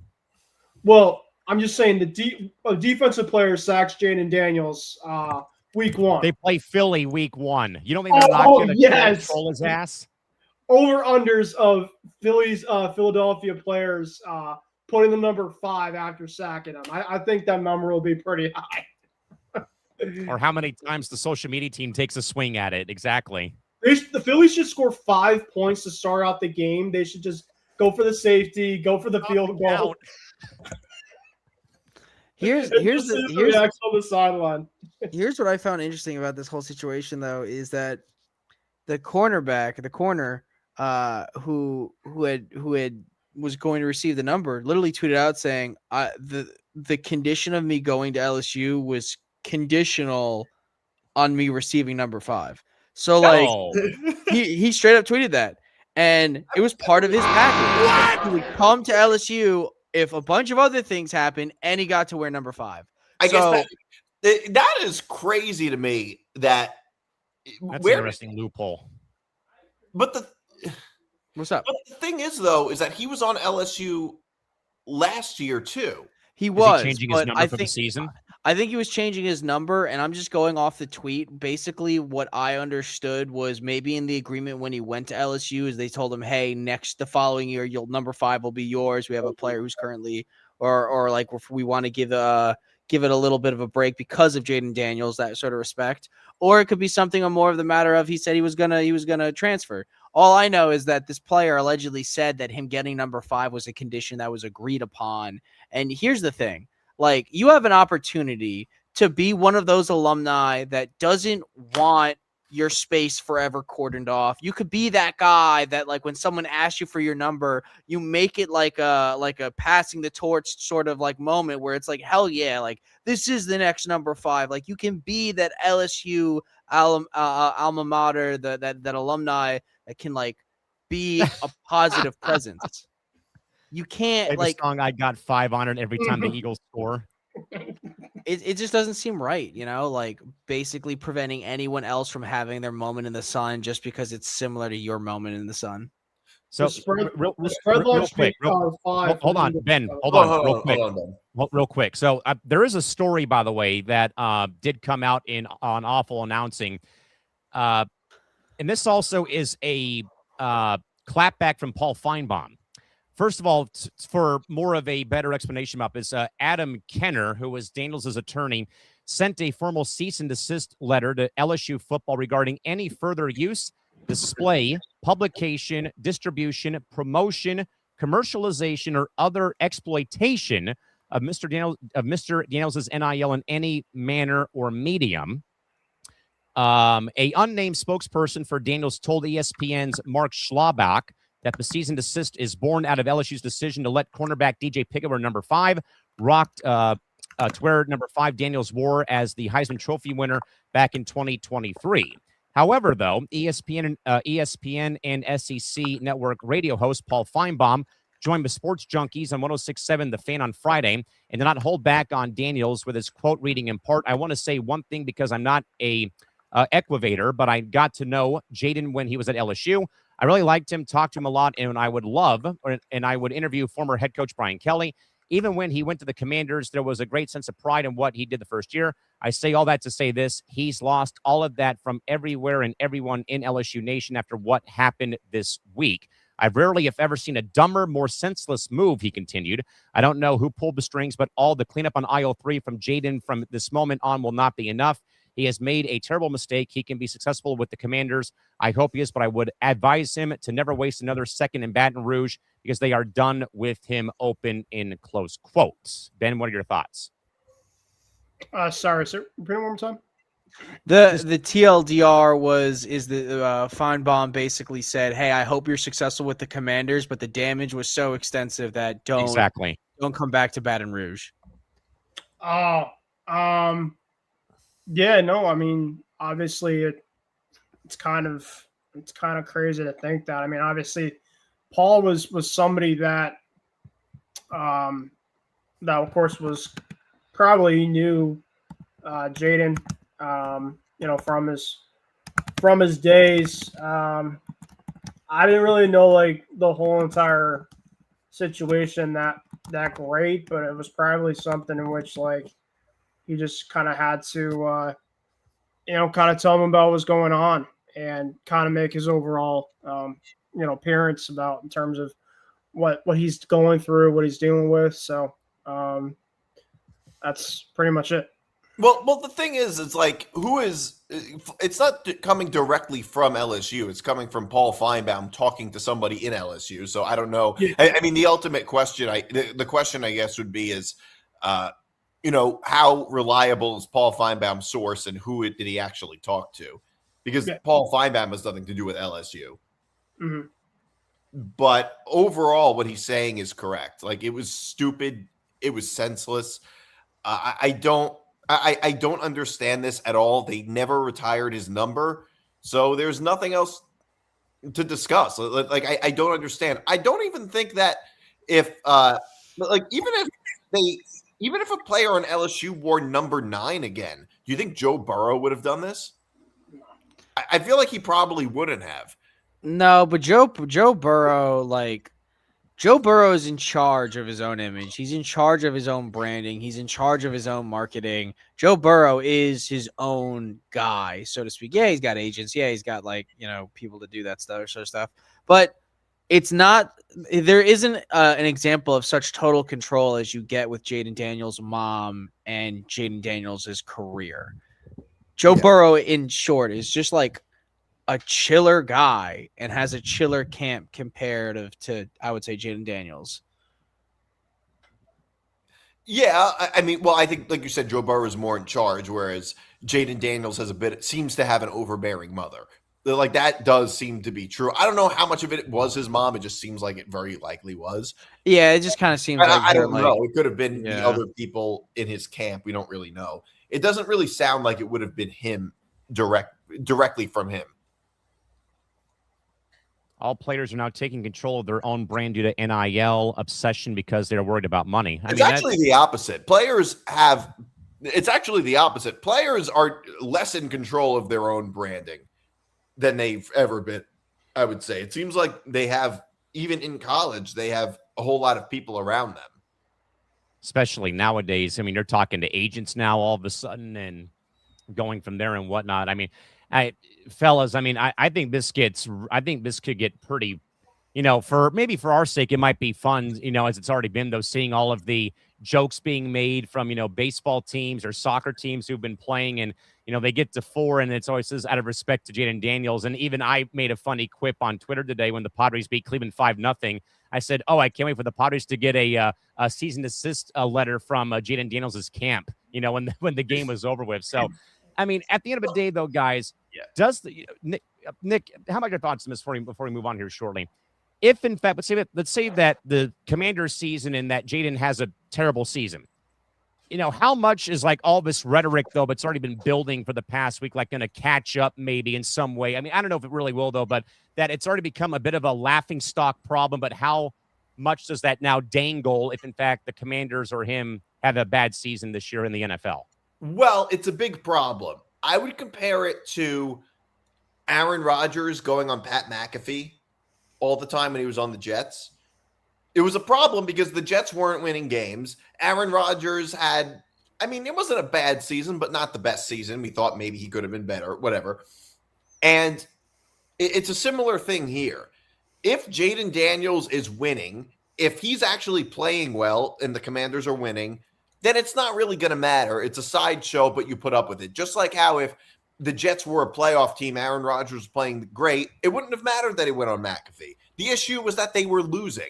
It would be a similar thing here. If the Commanders aren't winning, if Jayden Daniels isn't playing well, then this distraction is another thing you add on to the top of it. But if they're winning, it's like, all right, we can put up with you being a bit of a diva, I guess, is kind of how we see it. It's a similar thing with receivers. Like when wide receivers are divas, they got to be good. It's a similar thing here. Mm-hmm. Oh, Nick says, meaning everything for a player's brand is now in-house under their own personal brands, from apparel to business investments, digital content like podcasts. Players want control, and I can't vouch. But I'm just saying a lot of it is coming. They have teams around them, and a lot of it isn't necessarily coming from them individually. Yeah, and I was going to say that there's a few athletes on my campus that are the same way. That they have deals with like sunscreen companies or energy drink companies, and that whole kit and caboodle. But Ben, how about maybe the circus that might follow suit, though, if in fact that Jayden has a bad year or the Commandos don't make the postseason? How much of all this rhetoric that's already happening now will it be, though, if they don't go far in the postseason this year in Washington? Yeah, no, obviously, like, just since this means a lot to him, the public image of him could definitely take a little bit of a toll if obviously they have a tough year. Obviously, Laremy Tunsil, their left tackle, obviously is going to be out for half the season, so I think that's a big loss. But still, obviously, Commanders are going to have a year where they have to rebound after, I think, what a lot of people expected them to be good last year. And obviously, they made the NFC title game. They were right there against the Eagles, and obviously they tried to go again this past year, and they didn't play well. They had a ton of injuries, and just a lot of stuff didn't go well. So. They're obviously in a really tough division, and they obviously have to kind of figure things out this upcoming year. I think there's a lot to it. If he doesn't have a good year and the team really struggles, I think that this obviously can be something where it could affect not only him, but the team. Connor, this might be a weird reference, but I'll make it. This is a pop culture crossover with sports. I think back to the third movie in the Rocky saga, where Stallone has to fight Clubber Lang or Mr. T. I think to the first fight about the pre-fight buildup, where Mr. T is going, balls to the wall, running, and all of his drills are done, in his apartment or whatever, and he's just grinding. Rocky makes the mistake, though, of going to the hotel ballroom. The practice is open to the public, and he's not really mentally there. What ends up happening, he gets knocked out in round 2 by Clubber Lang and loses the heavyweight championship. I say that because I feel like this can kind of be a bit of that 3-ring circus sidebar circus that you're having all this off-field stuff happen while you're trying to focus on the upcoming season. That, again, I think if they don't go far in the postseason, if he has a bad year, that all this kind of in a way gets thrown back into his face, all because of something that he's trying to protect his college image, back 4 years ago. But Connor, maybe some thoughts about the oddball comparison. What do you think? Well, here the thing is with Jayden Daniels, the RG3 comparison is so all-encompassing whenever people talk about Jayden Daniels, especially his situation with his injury and just looking at what his elbow looks like just passively. If he doesn't do well this season, the Commanders, I don't know if anyone can fact check me on how many years Jayden Daniels has with this contract with the Commanders. I know obviously he's relatively new into his tenure with them, but if he doesn't go the distance, This season, you might be able to chalk it up to like, oh, well, the Commanders didn't draft well. You know, they still don't really have a great offensive core and their O-line. What's 4 that? years. 4 years. Okay. So he's under control until 28. So, but like the thing is like, yes, they'll talk about this, but I think what they're going to talk about more is like, oh, next season we just got to give Jayden Daniels weapons. Where have we heard that before? And then the season that next season, if that doesn't go well, then it's going to slowly shift to like, well, Jayden Daniels is injury prone. You know, he's not as available. So for me, I don't think this is going to be a massive talking point. I think what's going to be more concurrent as his career develops is the RG3 curse. Like, great QB. I don't think he's that much like RG3. He's already had a better career than RG3. Oh, I was going to say, even I know that. RG3 hasn't even won a playoff. Hasn't even won a playoff game when he was on, at the time, the Redskins. Right. So I would say Jayden Daniels' career is off to a much better start than RG3's. And so I don't think an RG3 comparison is really fair. I don't think his playoff win was genuine. Did RG3 ever get to an NFC title game? No. They went up against practice squad Lions teammates. Like, we had to fucking pull people out of the stands. That's not the same. Like, that's like saying you're great at football. If you want a Lions jersey, you better be at practice. Well, that doesn't. Even if you think that, they also beat the Bucks. They won 2 games. They beat the Bucks and the Lions. The Lions made it to the NFC Championship game. So Connor, while I do understand your point, I'm going to play devil's advocate and say, as a rookie, he had to go. It doesn't matter in terms of how good the defense is or not. He had to go on the road the whole entire way to where he had to play. And I think for a young type of quarterback, that's really hard to do, no matter what it is. So, Ben, you cannot talk right now playing devil's advocate. Your team had it even easier, and you fucking went all the way. Like, I don't want to. No, neither of you two people can talk to you right now. I'm back to coping. I'm back to coping. La la la la. I can't hear you. First of all, it's better. It's better to win 2 playoff games, one of them being against an injured team, than to not win any playoff games at all for your entire career. RG3 made the playoffs once his whole carear, so I just don't think it's remotely similar. Like, Jayden Daniels is off to a better start. I think RG3 has had a similar like stat lines. Like, he had a lot of talent, but he got injured, and then that talent never really got to make a bounce back. Jayden Daniels, really talented, has a bit of injuries. We're waiting to see if this is going to become a bigger problem or not. And I personally think it's going to become a much bigger problem. Look, and I think he got to a bad start. RG3 was really good his rookie year. After that, he stunk. It's really just that simple, largely because of injuries. I don't say injuries begin to pile up. Yeah. So the thing, Connor, of course, like, listen. I mean, I didn't even mention my team at all, so I think it's crazy to think that you just shot at me right away. No, I went straight to coping. Honestly, as soon we started talking about the Lions losing, and I just started foaming at the mouth. 5 stages of grief. But I'll say this is, you might have a point when it comes to Daniels, because a lot of rookies, a lot of times in the second year, teams have tape on them, right? Sophomore regression's real, and you've seen the regression that's happened before. So I wasn't disagreeing fully when it came to that, but I also couldn't agree. The fact is, like, he had to go through all the way on the road, no matter what the injuries were, regardless of the fact. Like, he did it. So, but it's a matter of, can he continue? I don't know. No, I get it. I'm not taking away from his achievement. Fuck him for having it, though. I think this whole mom's spaghetti scenario is going to be a lot less of a talking point than his availability. Only until he admits that his fair. Only until he admits that his knees are getting weak. Yeah, knees weak. About mom's spaghetti. Palms are sweaty.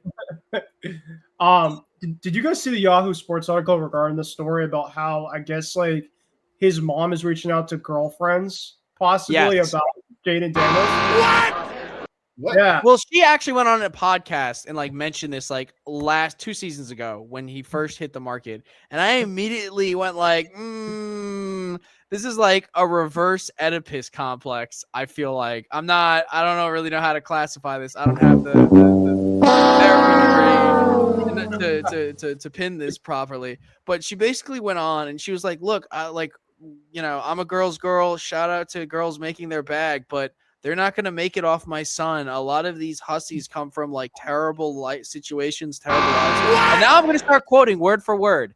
And they're going to look at my son as a meal ticket and a way out. Now, I respect you for trying, not my son, though. And like, okay. But your son's like almost fucking 30, dude. Like Not that old, but are you checking his swipes on Tinder? Like, how does this work? Are you in a guest house that's actually a security gate checkpoint to get into the compound? I find it so baffling. And like none of her friends, none of their family members pull her aside and say, hey, it's fucking weird. And then she doubles down again in that article that you're mentioning where she's like proud of her ability to cock block her son. Wow.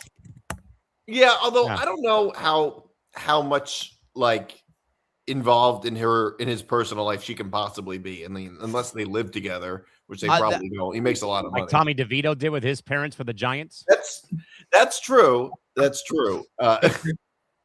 Honestly, bring that guy fucking back. I can't believe he's not playing football right now. Didn't Zach Wilson and his mom also had like something, or maybe I'm just running out. Maybe when he was at BYU. Oh, maybe I'm just BSing. Yeah. Anyway, guys, we'll stay in the NFL though. But for the second time, though, guys, we have the Brady rules being enacted on a NFL analyst, and this time it's Troy Aikman who now has to adhere to the Tom Brady rules, now being subjected to more strict NFL access rules due to conflict of interest guidelines linking his work to the Miami Dolphins as an advisor to the front office, which now will bar the longtime Dallas quarterback and current ESPN Monday Night Football analyst from opponent production meetings and team facilities. Nick D, eventually, do you think at all that Brady and Aikman will be given the ultimatum about you have to pick one or the other, being an owner or working in a front office or sticking to broadcasting? You'd think they would, but I don't think so, because the more people do it, the more it's going to be allowed. So what exactly is the rule for Troy Aikman? So Tom Brady and now Troy Aikman are barred from certain they're barred from the opponent's facility during like leading up to a game. They're not allowed, I think, to engage in certain meetings before the game when it comes to like the production staff with the opposing team's coaching staff, and because they're looking at that like it's an owner maybe perhaps tampering with a potential player from the opposing team. Also, film problem too. What was that, Ben? Was film also part of Brady's thing last year? Also, I think film was also a thing as well. I forget. Yeah. Okay. Go on, Nick. Yeah, I think that it's actually going to be the opposite. I think you're going to see more and more of this, and they're just going to put guardrails in place. I think that's really all it is. Ben, any thoughts? No, yeah, I do agree with Nick. I think you're able to do both, and I think for players, obviously, I think it's good for the league to kind of just like because they probably could do whatever they want personally. They can go to another practice and scout or whatever, but like you can't do that. I mean, it's obviously like you're just going to give everything away. You can't. It's under policy. So it's all right. So let me quickly clarify for everyone out there who's wondering. So what Troy Aikman now has to attend to, this is involving Tom Brady. We're calling this the Brady rules. So Tom Brady, as of 2024, can only partake in virtual production meetings with Fox, but remains barred from attending team practices or entering other teams' venues or facilities due to his Vegas Raiders ownership. He operates underneath a special set of broadcast circumstances to stop conflicts of interest and maintain competitive fairness for the NFL.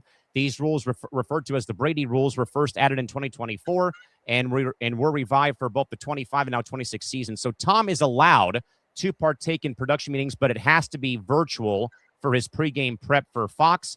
These meetings can be attended virtually or in person at a team, hotel, or facility, though virtual participation is preferred. Brady is also barred from attending practices of any NFL team, including the Raiders' opponent, to avoid any competitive advantage. Tom can also not enter the home team's practice facility or training complex, which is a standard restriction for broadcasters who also have ownership stakes. He can also listen in on the same production call that other broadcast teams use to prepare for games, ensuring he has access to necessary information without compromising fairness. So, Connor, those same rules now apply to Troy Aikman starting this season.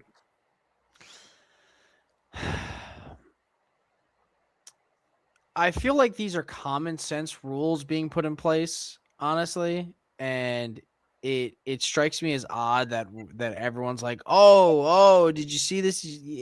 Yeah, like something had to have happened, like there had to have been some lines in the sand.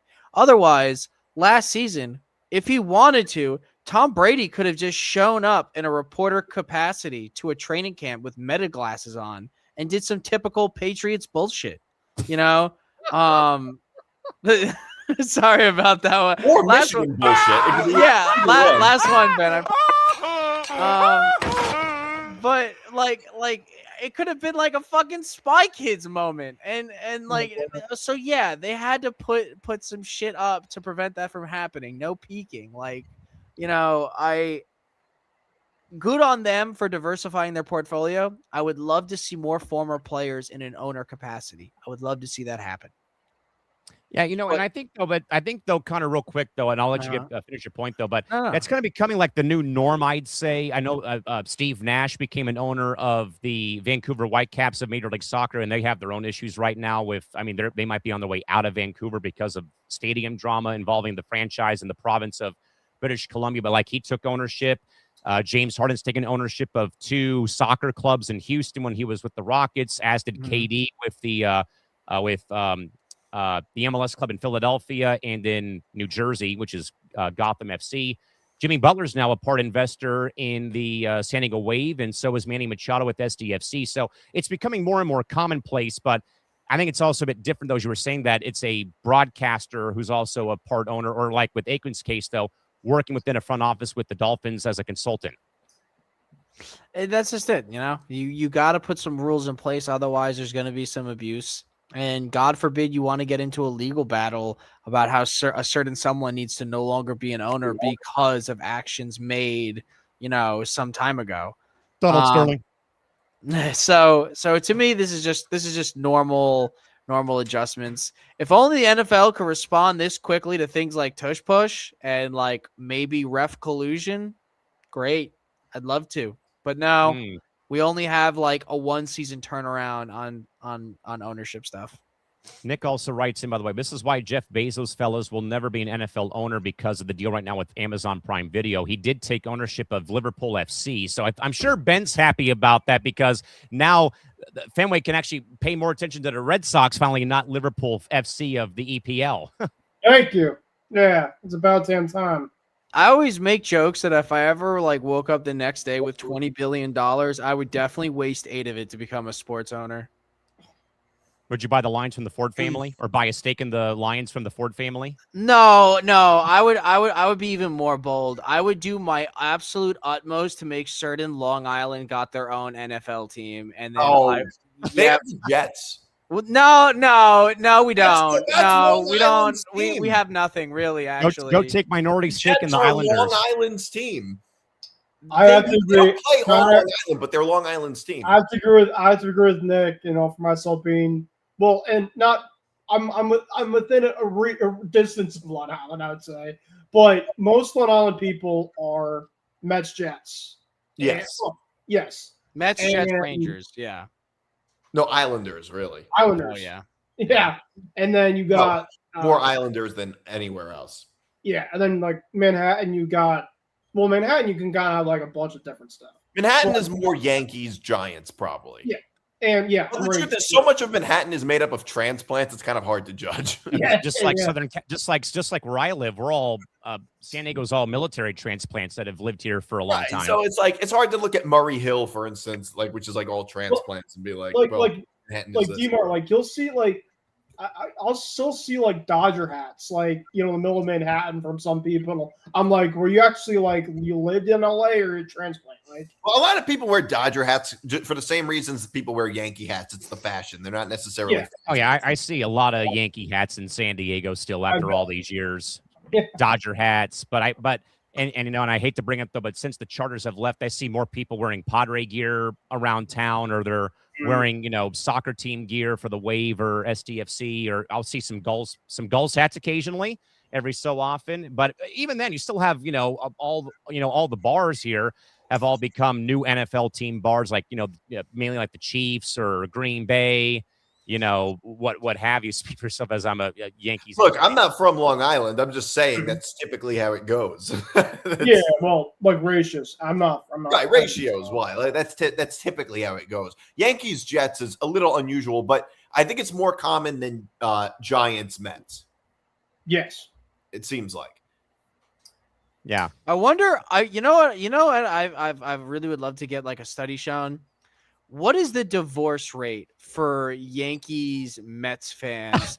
Because I feel like it's got to be super low considering they're unwilling to give up on a situation that's clearly not working. Well, like they've got that ability to stick through thick and thin. Are you saying the divorce rate when one person's a Yankee fan and one person's a Met fan? No, separately. Not between the two, but like if you are a Yankees or Jets fan, you probably are in this percentile where like divorce rates don't have like the divorce rate will be low because you're able to stay in a shitty situation. If you're like a Met Jet fan. Well, the flip side is though, all of the trauma that you're experiencing from your sports teams might end up hurting the marriage. So that could also be a big problem. You make a great point because almost every single Mets fan I've ever met does not have a kind word to say about their spouse. So that's why, Connor, the Knicks winning the NBA championship was huge, not only just for the city, but for like the split fans. Because like they're no disrespect to, I don't want to take a shot at Nick right in terms of the Nets, but the majority of people around New York are Knicks fans. Yeah, well, they never should have left Jersey in the first place. yeah. Well, maybe they never should have even left Long Island. Dude, imagine the baby boom that's got to be surrounding the Knicks winning the NBA championship. The question I have is, do you think the Knicks winning the championship saved some marriages?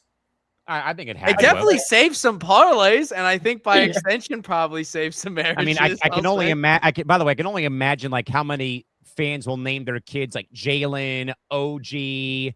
You want to talk about legacy shit? I went to a party with a bunch of my friends, all from Long Island, right? And we were in Pennsylvania. And anytime some crazy shit happened, like almost like a sleeper cell phrase activated, motherfuckers at that party were saying, and I put that shit on JB. They don't even fucking watch basketball. But because they're a Long Islander, New Yorker, it's just like it's now ingrained into the culture the same way Tim's are, the same way Yankee with no brim is, the same way you walk into like a bodega and ask for grabba on the roll, hold the dick and balls, like, shit like that. Like that's like part of the culture now. JB is the Josh Allen of New York City and Brooklyn. Like he has forever cemented his legendary status. Well, yeah, the King of New York, and it's not Aaron Judge right now. the new King of Queens ordering Domino's pizza and then eating from McDonald's. Domino's.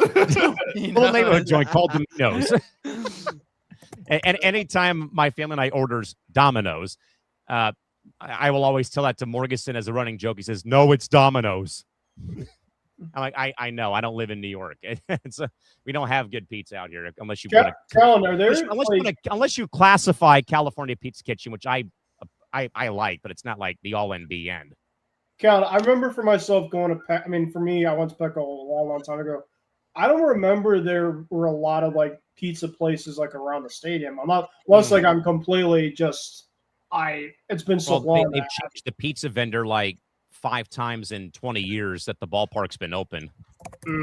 But then again, I usually just eat Seaside Market, which is the Cardiff tri-tip nachos that we have that are really good. And then there's and then it's either food and then it's like beer all the way down the concourse, usually 9 times out of 10 with all the craft breweries getting their shine on at Petco, that's for sure. But again, that is some news though from the NFL. Guys, speaking of the NBA, and actually right down D-Mart's alleyway, 9 years later, there's a federal judge who has finally dismissed former Knicks great Charles Oakley's civil lawsuit against James Dolan when he was tossed from a game back in 2017 over the course of the last several years. Again, the case never went away, though. D-Mart, I, for one, wonder about how Charles felt about the Knicks winning the title, but also, I mean, overall thoughts about how Oakley was treated, though, during his time when he would come to games at MSG, and also how James Dolan might be one of the worst owners in sports despite winning a championship.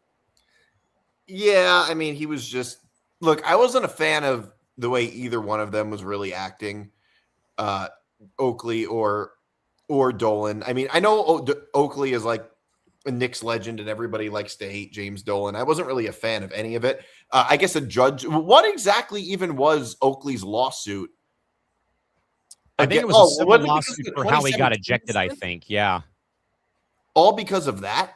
I believe it was. And I think he just he's had a long vendetta against James Dolan.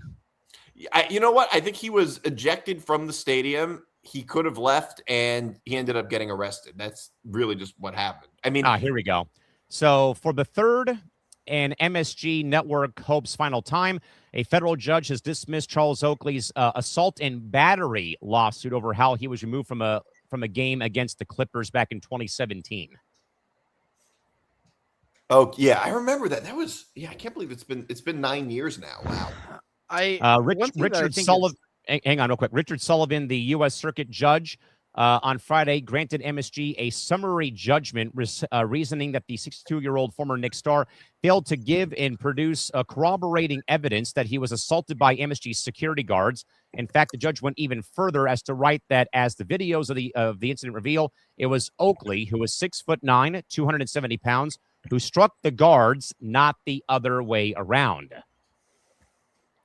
It's one thing that I think is kind of tone deaf, at least in my eyes, is I'm not saying, let anyone do anything, but when you're a sports owner, not only are you a public figure, but you owe it to the team, the culture of the team, the legacy of that team, and, and the greats of that team to hold them down, like to still advocate for your players even when they are no longer a part of your organization. Like if you treat your former greats like shit, I feel like it just degrades the culture of that team in my eyes. I always look at like sports owners like I'm going to blank on the name here, so it's not going to be very useful. But if I'm not mistaken, there is a Tigers player that has not played baseball for the last 9 years but they keep him on staff, so to speak, so that he can continue to get his medical insurance for his schizophrenia treatment. Oh, that was okay. Close. That was Andrew Tolles, who used to play for the LA Dodgers. Thank you. Yeah. Like, that's love. And it takes no real effort or media campaign to orchestrate or show that. James Dolan could have just let the guy fucking watch the game. If he's being rowdy, so is 70,000 other dickheads in the stadium. It's part of watching sports. What exactly was he doing that got him kicked out? Apparently he assaulted security on his way out of the building. No, but why was he kicked out in the first place? I think James Dolan probably... Nick, you will probably know better about how they've done the facial technology like Intuit Dome does to track people who come into the building. Well, I don't think that's what it was. And this was before they did all that, I think. I think that was more of a recent phenomenon. Even then, this has been 9 years though of this whole thing being dragged out in court though, across the board. But yeah, I don't, because I remember when it happened, like so apparently it was verbal abuse at James Dolan. There you go. Oakley got kicked out for insulting Dolan. Was it for to his face? Is that what he didn't bring a sign? I believe it. I think ESPN covered it. And I think that Oakley was pointing at him and walking towards his seat before he got restrained by security. Yeah, I guess a lot of this is kind of a gray area. I can understand why the judge would have sided with Dolan or MSG because I guess it's sort of it's his house and he makes the rules on some level.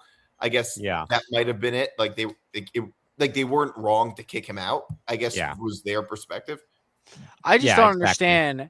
I just don't understand. You got Jerry Jones talking to Jamie Foxx about the size of his players' penises. Pull your shit together, man. You can survive a few bad words from a former player. You could be Jamie Foxx, in the situation.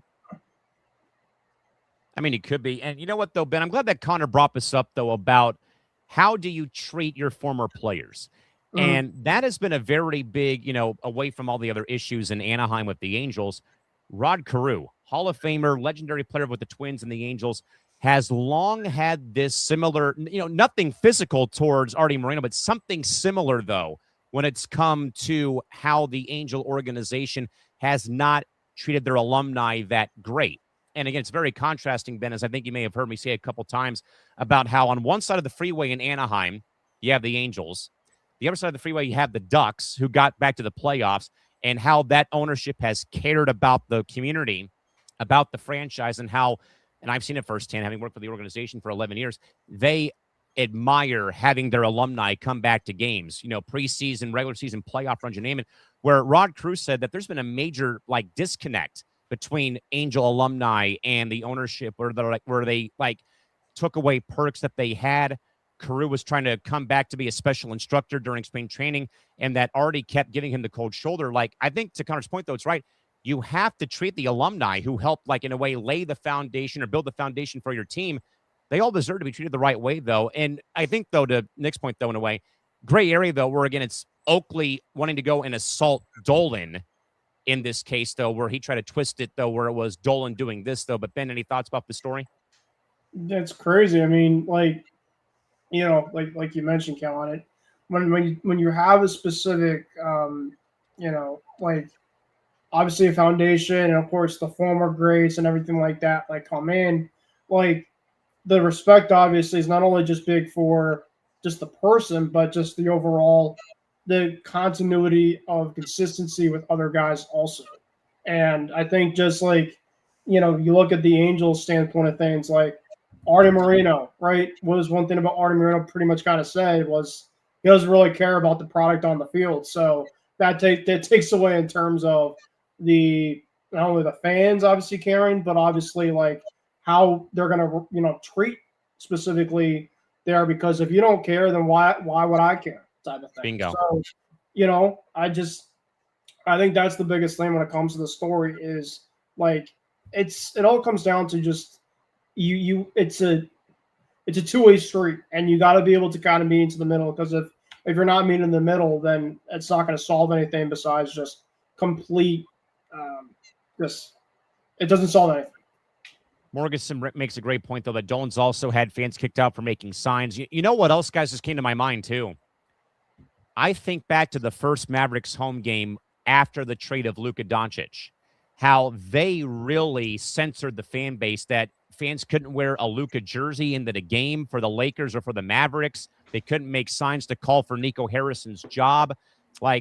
All that micromanaging of a fan base who has the right to be upset and to tell, their, in a way, boo their team off the field, as I did plenty of times already this Padres season, especially when the Mets came to town back in June, that right there is where the buck stops for me, that when you begin to tell fans that you can't support the team through the good, the bad, ugly, or the indifference, though, and when they call out your BS in a way like what Connor was saying, though, then that does not deserve them to be tossed from a game, whether it's a former player doing it or even, in this case, too, a former player, or even, fans doing so.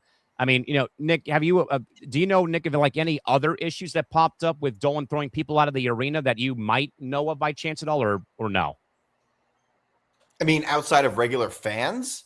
Outside of the Oakley thing, Nick said that apparently Dolan threw fans out for making signs about his ownership of the franchise. That has happened from my understanding. What's that? Dolan took issue with Spike Lee taking photos next to the trophy, which I thought was fucking wild. Yeah, Dolan has a reputation, obviously. Yeah. But there have been times when people have there was one time a guy yelled, I think there was a guy who yelled at Dolan to sell the team, and he kicked him out for that. Wow. I guess that's somewhat of a legal gray area too, if you think about it, because it's Dolan, it's okay, it's Dolan's building, he sets the rules, but these are people who paid for tickets. It's how exactly, what exactly is that contract? Yeah. It's kind of a gray area. I mean, because as a fan who pays for a ticket, it's yelling at a guy to sell the team. That's like booing a player. It's it's kind of a part of the deal. And I was going to say, if you've seen any Angel home games, and I went to a game when Ben's Red Sox came to Anaheim, 4th of July weekend, they've got this pocket of fans up in the upper level, tarps off, as Ben knows. But you can hear them, though, like, yelling F Artie and chanting that, and then, chanting sell the team.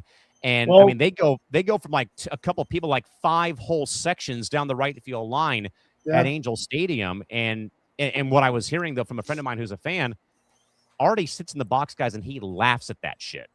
So it's funny you say that, because the Red Sox, legitimately before this crazy turnaround, they were the Red Sox were kind of in the same spot, like, because obviously the way that things have kind of transpired with John Henry and the ownership, Liverpool, of course, I get back into this, is like, of course, I've made it a test, like they haven't spent enough. They haven't spent enough on the team. So obviously, the GMs essentially that have been there have treated, of course, the overall franchise like it's been a small market type team. That's obviously started with Chaim Bloom and obviously all that. I do not miss that one bit. But the one thing about Chaim Bloom was he basically reshaped the farm system to where it was. Obviously now it is gutted because of the Alan Crutchman trade.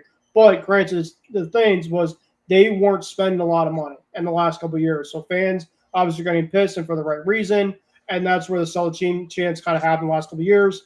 And then finally had John Henry, of course, clip that happened early on the season, basically, looking, saying, are they actually saying sell the team type of thing? He started to kind of hear some clues, but we were just in that predicament about 3-4 months ago. So real quick, we have to move on here. We only have a few minutes left here on the show, guys. But Nick first, Morganson writes, Dolan had the facial recognition software that caught a person who has a lawsuit against the Garden when they kicked her and her daughter out before entering, as she was cheering or chaperoning Girl Scout troops to Christmas spectacular event when the software flagged the mom and barred her from the building. The funny thing about that is that goes to show you James Dolan just doesn't care about PR. Not she at was all. chaperoning Girl Scout troops. No, the Girl Scout troops was a cover, man. Like, you don't get it. Like, the thing is that did happen to my friend's dad. What? He was like, he's a lawyer. That I guess was, I don't know, suing Dolan or MS. I don't know what it was, but he showed up to the Garden, and the facial recognition technology recognized him, and they didn't let him in. Wow. Okay. I thought you said that you was in a situation where someone was using Girl Scout troops as a cover for something. I was like, what the fuck are you talking about? Oh my goodness gracious. Now, thankfully, no, that still though was pretty interesting.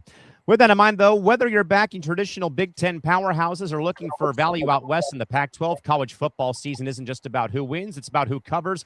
You want the best news, deep team breakdowns, and in the best against the spread angles before you set your Saturday slate, then check out Forever Power 5 on ETB. Join Zambando and newly acquired host James Myers every week as these two classic conferences get acquainted from the Big Ten and the Pac-12 perspective as both Bando and Myers break down the biggest storylines, analyze matchups, and deliver the betting edges you need to get to keep your bankroll in the green.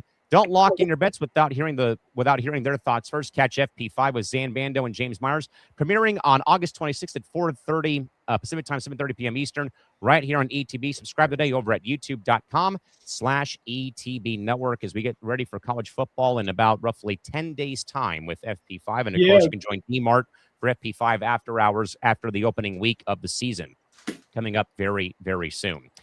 With that, guys, in mind, we're going to end, though, on a bit of a sour note involving youth sports around cleanup, guys. The Little League World Series is coming up very soon in Pennsylvania, and I'm sure we all, in a way, have heard about this story involving Tulsa Little League, who was disqualified from the South Region Tournament in Waco, Texas, because they had an ineligible player living outside the boundary of the Little League that they were playing at, which sparked a brief legal battle with the temporary restraining order, a vacated ruling, and a broader regional backlash from Little League. So here's, though, guys, is what happened.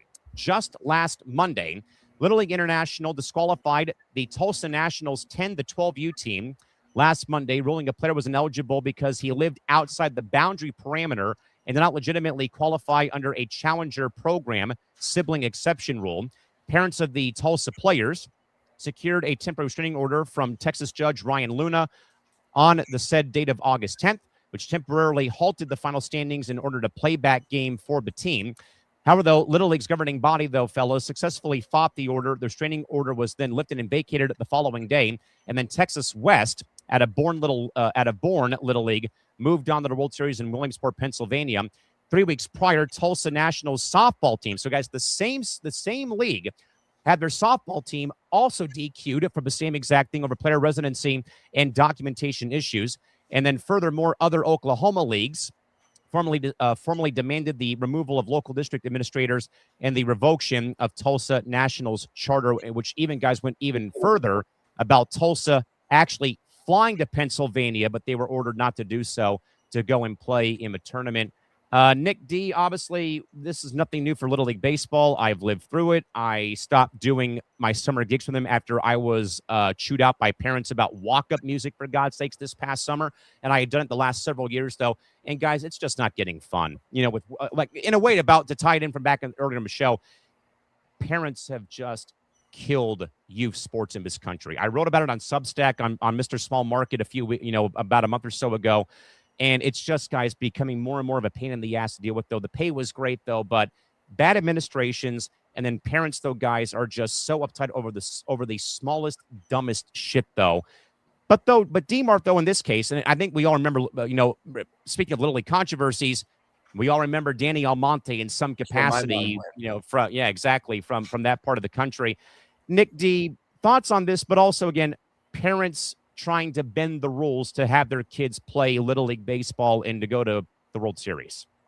I mean, if anything, I feel bad for the kids on that team. Absolutely. I feel bad for, I even feel bad for the kid that's ineligible. Like, he's a 12-year-old kid. It's not his choice. I mean, I would say those parents made a very selfish decision. It was very selfish. Maybe the coach should have looked into it, although the coach might not really.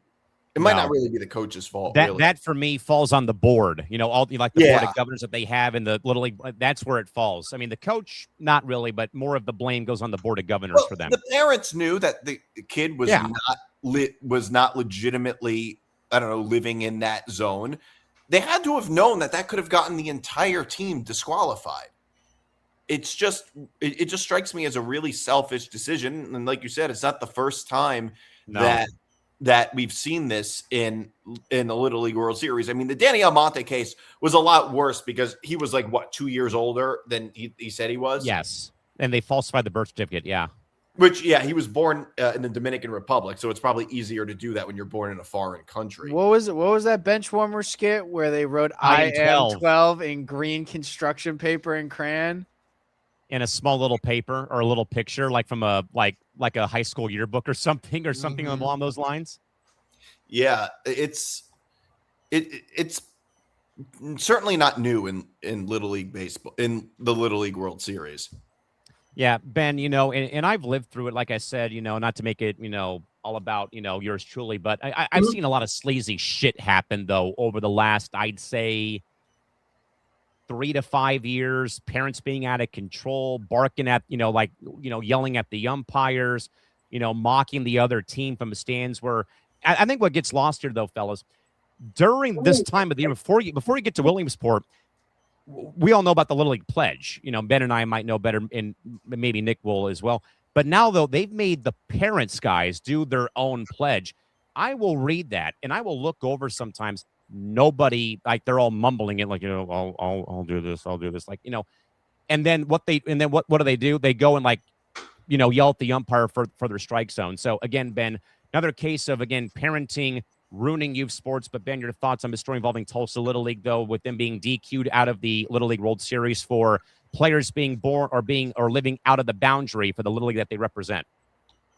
Yeah, I mean, it's unfortunate, like Nick mentioned, I just feel for the kids, for a lot of these kids, especially, going through the youth and everything like that, this is what they dreamed about.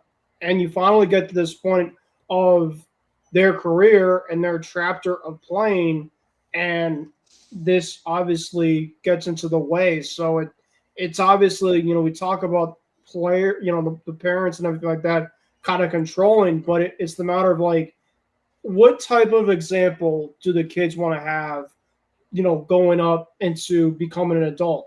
It's the parents. They should be the specific ones that should be setting the example. Instead, you have, unfortunately, a lot of bad apples with this, and basically just not representing essentially what all the kids are about to have. And now we're in a situation where half of these kids chapter are playing in potentially a Little League World Series is ruined.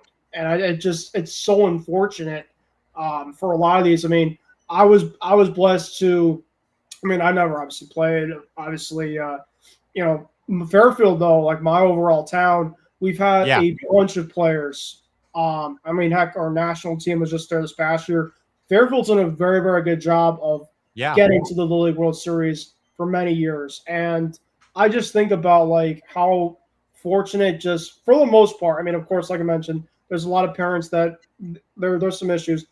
I think a lot of towns, essentially, a lot of the districts, they take pride in, of course, supporting a lot of these kids and stuff like that.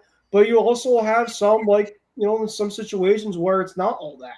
And sometimes it's just all like, oh, this is like the end all be all. At the end of the day, they're kids. They're trying to do this for more enjoyment. And then hopefully down the road, they can look back as like a 21, 23-year-old kid and said, I did this and I got the chance to, thanks to a lot of people, including my parents.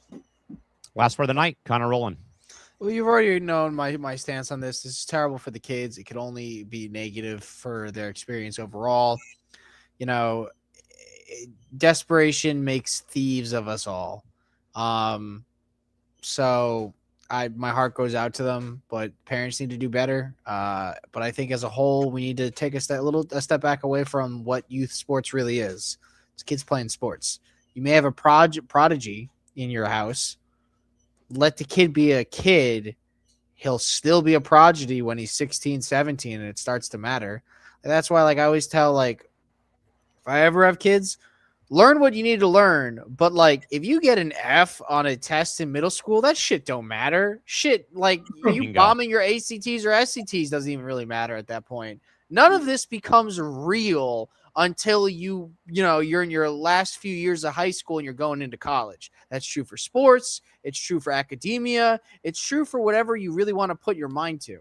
Let a kid be a kid up until that point. And then when he goes to college, let him make enough NIL money to retire you if he really is a prodigy. Don't ruin some other 13-year-old's only chance at a significant sporting event just because you think you have the next Jacob Mizorowski at 12 years old.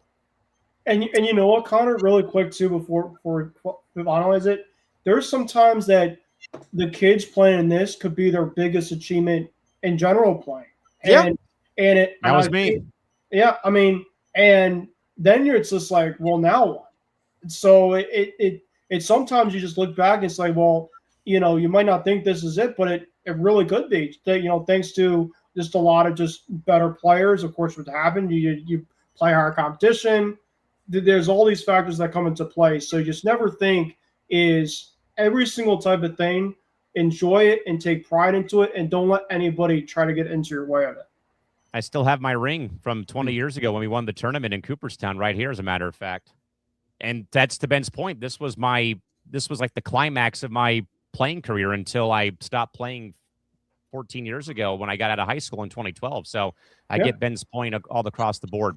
With that, though, gang, before we stack the chairs on the counter and turn off the taps, we should probably take a second to look at the sheer breadth of what we just moved through over a very quick 2 hours tonight. We began the night, though, by honoring a true pioneer who really helped reshape the game of baseball in Tommy John, and also watched an all-time legend in Russell Westbrook hang up his sneakers after 18 explosive seasons.